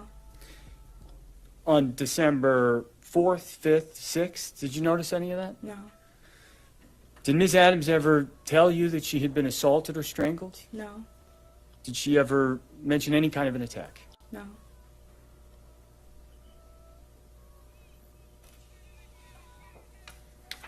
Do you remember when she left? I can't give you the exact date, but probably like somewhere between the 9th, 10th, or 11th. Either one of those dates. Okay. And after Miss Adams left, actually, let me back up. Strike that. So if she got there on December 2nd, she left on the 9th, 10th, or 11th, this is fair to say she was down there for a week, maybe a little bit more? Yeah. All right. After she left, did you see her again? Yeah, I saw her afterwards. Soon afterwards? Where was that? In Boston. And in Boston, where were you? Where was I in Boston? Yeah. At the house. In Dedham. Oh, apologies. Yeah. I understand. So you saw her again at the house in Dedham? Yeah. And when was that? Probably the 13th. Yeah, the 12th or the 13th, because I had to go do his hair. Okay. Yeah. What was there some sort of time-sensitive pressure about doing his hair? Because he had to leave to go to Miami, so I had to go do his hair. Yeah. I had to do his hair. Probably had a game. He probably had a game. Okay. Yeah. So let me back you up. Miss Adams leaves New York. Yeah. 9, 10, 11. Yeah. And your testimony was that you think it was on the 13th. You saw her again? Yeah, either 12, 13, 14, somewhere there. I'm not good with dates. Okay. Yeah. And that was at the house in Dedham. All right. Yeah. What were you doing in the house in Dedham? I had to do his hair. Who was in the house in Dedham? His mom, Mila, me. I think Marshawn was there. Yeah. Yeah, that's where I can remember being in the house. Okay. Did you do Mr. Diggs' hair that day? Yeah. What time of day? It was late evening. In the evening then? Yeah. Is that what you said? Yeah. How long did doing his hair take? Between 3 and 5 hours. And so, do you remember when you finished doing his hair roughly? It was late that night. Yeah, like probably 10, 11, somewhere there. What did you do after you finished doing Mr. Diggs' hair that night? I slept on the couch because I had a flight 6 a.m. that morning. 6 a.m. the following morning or that morning? So I did his hair tonight. I stayed downstairs on the couch. I was laying on the couch on my phone. I stayed down there because I had a flight early the next morning. Got it. Yeah. When you were down on the couch, what happened? Like later into the night, Mila came downstairs and she was just talking about stuff that happened earlier in the day. All right, let me back you up there for a moment. Did you see anything unusual on the evening of December 13th when you were doing Mr. Diggs' hair? Yeah, so I was behind the couch. He was on the couch with Miss Stephanie. We were watching a Netflix comedy special, and we were just there kicking it. He was on his phone. Mila was in the back of us, like in a little dining area. She was on her phone, and she shouts over to him, "Yo, Steph, when am I gonna get my money?" And he responds, "I think you spoke to the accountant." And her demeanor changed, his demeanor kind of changed, but I wasn't paying any attention to it. I was just doing my job. So after a while, she moves from behind on the dining table and she comes to the front, like on the side, like a love seat area thing. And she was there on her phone and she was just like laughing really loud. I don't want to imply anything, but like you No, tell. so Okay, let me stop yeah. you right there. You said she's over on her phone. She was laughing really loud. Yeah. Was she watching the comedy special? No, she was just on her phone. Okay. So you said later that night or the Yeah. next morning you spoke to her again? Yeah, like in the probably midnight, 1 a.m. ish. Yeah, she came downstairs and we were talking. Yeah. When she came downstairs, was there anybody else downstairs? No, just me and her. And what did she tell you when she came downstairs? She asked me if he was annoyed. But She asked you if if he was annoyed. And that's Mr. Diggs? Yeah. Did she tell you she was going to do anything? Yeah, she was trying to antagonize him while she was on the couch, like trying to get beneath his skin, and she was Sustained. Okay. So let me ask you this way. Did she indicate when she came downstairs that she was going to do anything? Did she tell you she was going to take any action? Yeah, she said she was gonna sue him For what? for the money that he owes her, and like she gonna take it to the blog. She gonna Take it to the block? blogs. Got it. Yeah.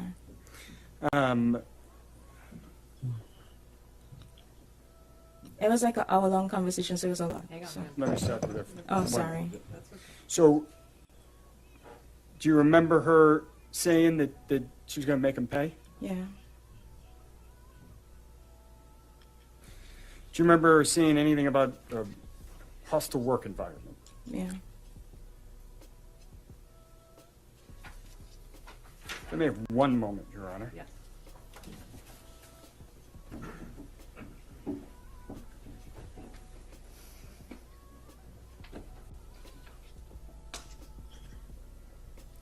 She is She is horrible. So that little scene, I'm just thinking about listening to her and what she's singing. She's trying to provoke him A couple things I want to follow up with. Miss Charles. and want to get in it while somebody's there, so she will have like Ms. Adams, who knows what was prior to her coming down she was on the phone that with. night, 1 a.m., and having this conversation with you, did she tell you that she had been assaulted? Did you heard anything about a strangulation and assault? No. That night, when she was talking about the suing Mr. Diggs, Yeah. did she say that she had been assaulted? No.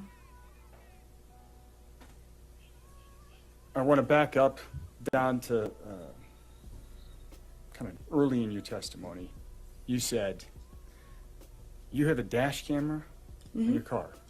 How long have you had that? Probably a little after my birthday, which is September. So, yeah. Probably end of September, beginning of October. Okay, why do you have that? Because people are scamming in your insurance fraud. Like they hit your car, they see you have a nice car, and they try to get money out of you. In New York, you said? Yeah. I don't have any further questions. Call care to inquire. Good afternoon, Ms. Charles. Afternoon. So you've been doing Mr. Diggs' hair, you said every 2 to 3 weeks? Yeah. For how long? So I started doing his hair when he was at the Buffalo Bills. Oh, and Buffalo then Bills. I thought last year, like a little before the Met Gala last year is when like I started doing it consistently. Okay, so for more than 1 year you've been doing it, or? Yeah. And that's you said like a 3 to 5 hour appointment every 2 to 3 weeks. How much do you get paid when you do that? It depends on the style I do. It could range from $600 to probably $1,500. And you said that sometimes I you need go to to go. games afterwards. Yeah. How many times has that happened? I went twice when I was in Dedham, once in New York, and once at the Super Bowl. And you also said that at least on one occasion you slept over his house. Did you sleep over his house often, or? No. When did you meet Ms. Adams? Probably August, September.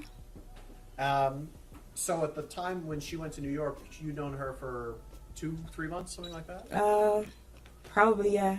And you'd known him for over a year? Yeah. And you'd seen him every 2 to 3 weeks for 3 to 5 hours? Yeah. So is it fair to say you knew him better than you knew her? No, because we have a client service provider relationship, so I wouldn't say that's subjective. When I you're don't think so. doing his hair, do you talk to him? I keep it professional, so just how's the game, stuff like that, nothing in his personal life. Wait 1 moment.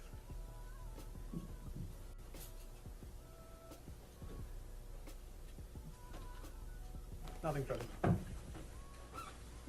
All right, thank you so much, Ms. Charles. Thank you.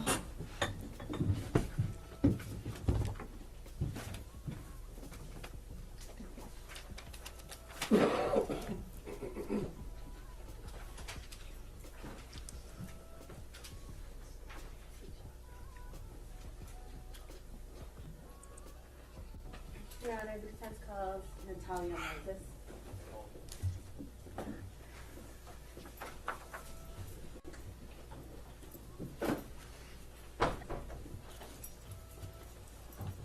Just watch your step, and then you can remain standing facing the Please raise your right hand. Do you solemnly swear the testimony you're about to give in this hearing shall be the truth, the whole truth, and nothing but the truth, so help you God? I do. You may sit or stand. Good afternoon, Ms. Moses. Good afternoon. Can you state your name and spell your last name for the record, please? Sure, my name is Natalia Moses, Moses. All right, and I'll just ask you to keep your voice up a little bit so that everyone in the court can hear. Sure. Do you also go by a nickname? Yes, Tali. Tali is your nickname? Yes. All right. Where do you live? I live in Brooklyn, New York, and I've just moved. I live in Florida. I go between Brooklyn and Florida as I have a business in Florida as well. Okay. And what do you do for a living? I'm a hairstylist. Do you work for any particular salon or on your own? No, I have my own business. Okay. Do you know Shy Charles? I do. How do you know Shy? Shy and I met in 2018. I started off being her assistant, her braiding assistant. Okay. Do you still work with Shy? No. All right. What about Stefon Diggs? Do you know Stefon Diggs? No, not personally. Have you ever met Stefon Diggs? No. Is Stefon Diggs a client of yours? No. Okay. Do you know Mila Adams? I do. How do you know Mila? I know Mila through Shy. Okay. When is the first? Have you ever met Ms. Adams? I have. When is the first time you met her? I want to say December 2nd into December 3rd. Around that time, that was the first time I met her in person, but I would have spoken to her on the phone on multiple occasions before. Okay. And did you talk to her just the two of you before December 2nd? No, not just the two of us. We would always speak with Shy in the middle, so it would always be on Shy's phone. So I never spoke to her one-on-one prior to December 2nd. I see. Okay. So Shy and Ms. Adams had a relationship. That's correct. And then and you and Shy have a relationship. That's correct. And sometimes the three of you would talk. That's correct. Understood. And were these calls professional calls, business calls, personal calls? Personal calls. Okay. All right. So what were the circumstances under which you met Ms. Adams on December 2nd?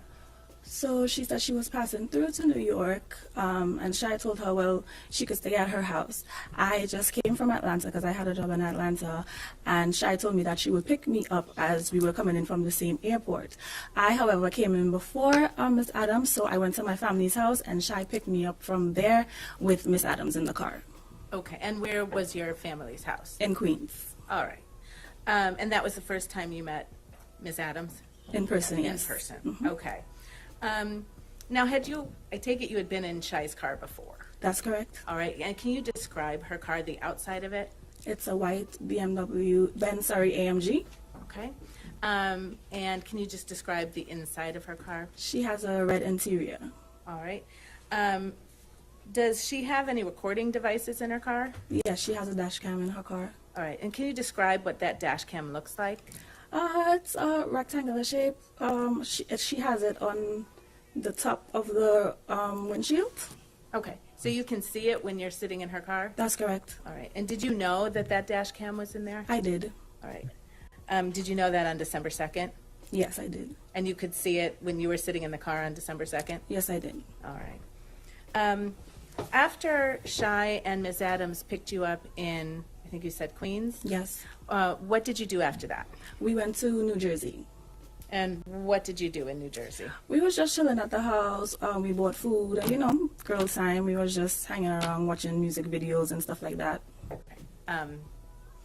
And during that time, it's a strange question, were the lights on? It was. Okay. When you were with Shai and Miss Adams at the house in New Jersey, did you notice any marks or bruises or redness on Ms. Adams' face? I did not. Could you see her neck at that time? Yes. Did you notice any marks or redness or bruises on her neck? No, I did not.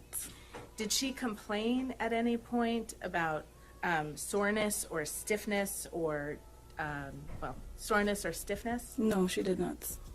You testified, did you see her eat? I did. Did you see her drink? I did. Did she seem to have any difficulty swallowing? She did not. Did she complain about difficulty swallowing? No, she did not. Or a sore throat at all? No. Did her voice sound hoarse? No, it did Did her not. voice sound any different than it had sounded when you previously spoke with her? No. Did you notice anything out of the ordinary in her appearance or her behavior on December 2nd? I did not. Okay. How long did you end up spending time with Miss Adams in New York City? Approximately a week. Okay.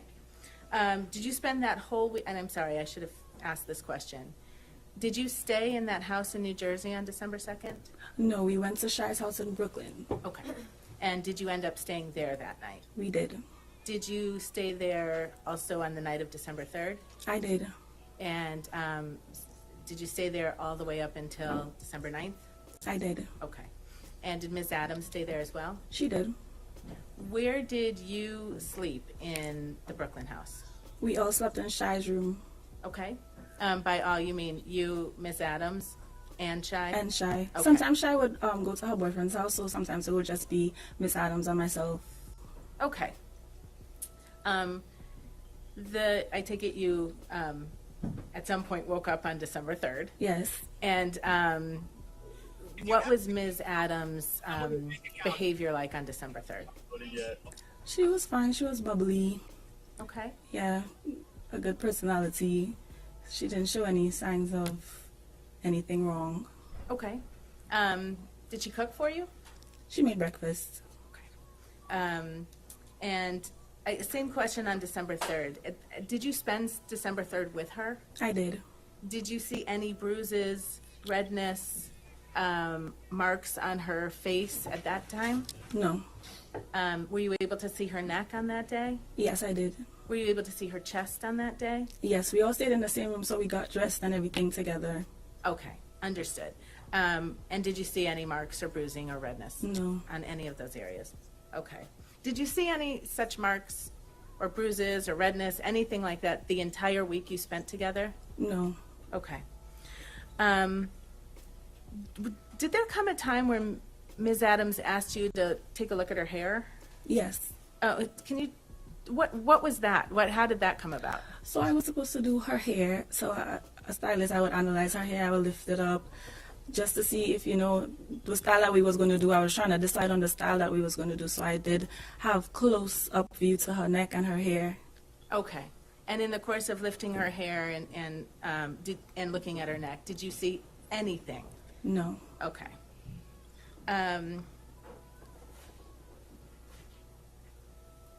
Do you remember taking a couple of videos of Ms. Adams while you were together in New York? Yes, I do.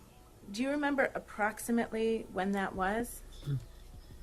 Possibly December 7th or 8th, around that time. Okay. And I will ask Mr. Kettlewell to very smoothly play Exhibit 8, please.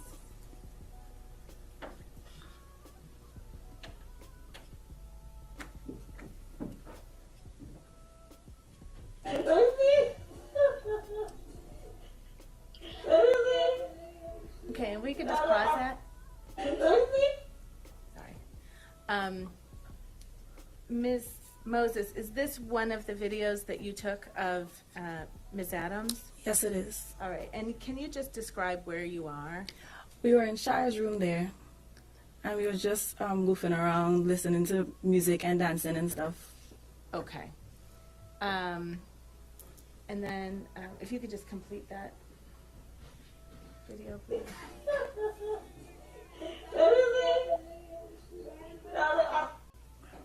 All right, and then Mr. Kettlewell, if you could play Exhibit 9, please.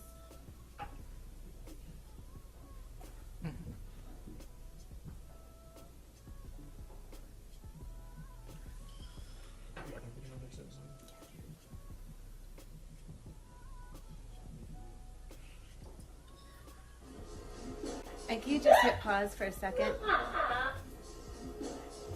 Thank you.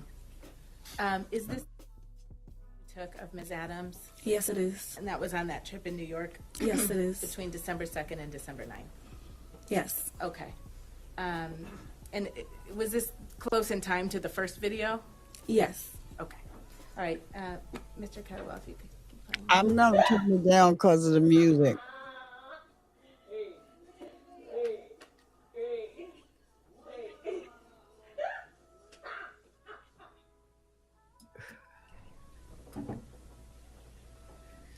You're having a ball.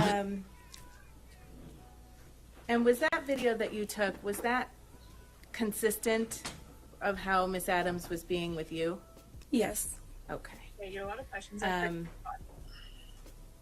anyone ask you to take that video? No. But Miss Adams knew you were filming her. She did. Okay. And the entire time that you were with Miss Adams in New York City, did she mention anything about being hit? She did not. Did she mention anything about being choked? No, she did not. Did she say or do anything that suggested to you that Steph Diggs had hurt her or scared her in any way? She did not. Okay. I have no further questions. Thank you. Cowell? Just briefly, that New York trip, was that the first time you had ever met Miss Adams in person? That's correct. You said you didn't see any bruises on her. Were you looking for bruises on her? No, but she was in my face. Nothing further. Thank you, ma'am. You may step down. Thank you.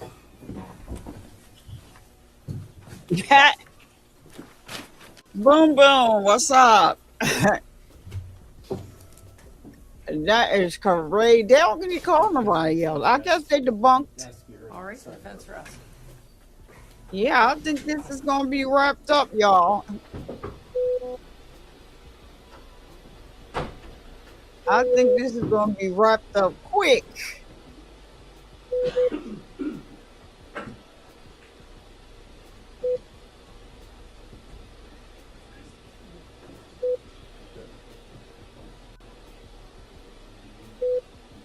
Closing argument should be firecrackers.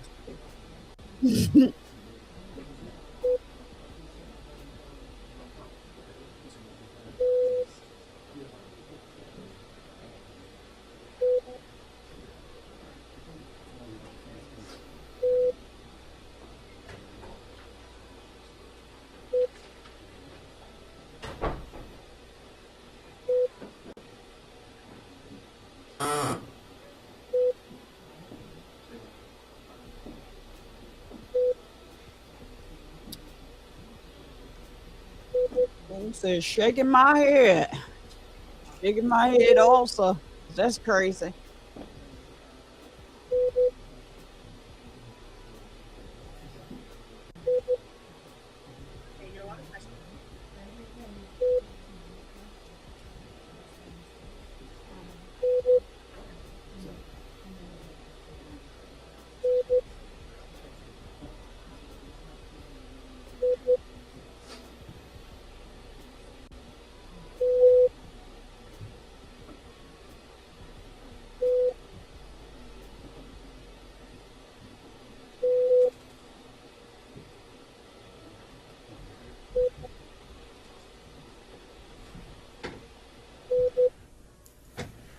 All right,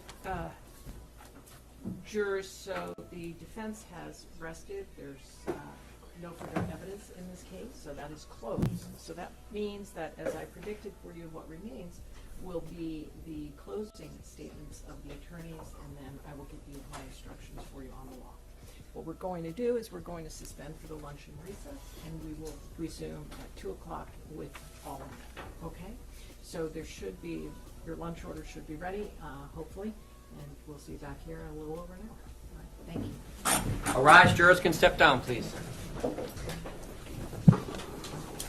All right, so here we have it. I believe closing arguments is going to be off the chain because, listen, she did it to herself. She can't do nothing but look in the mirror and look within herself when it comes to the outcome of this trial. Like, she got on the stand, she lied. I think they should bring charges against her because that's crazy.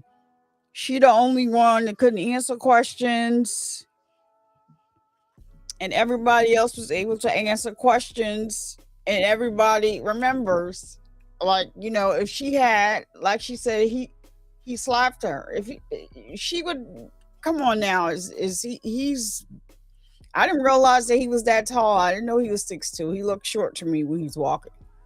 And if she has no bruising, I just, like I said, I'm going to reiterate. I just believe that there are victims that never,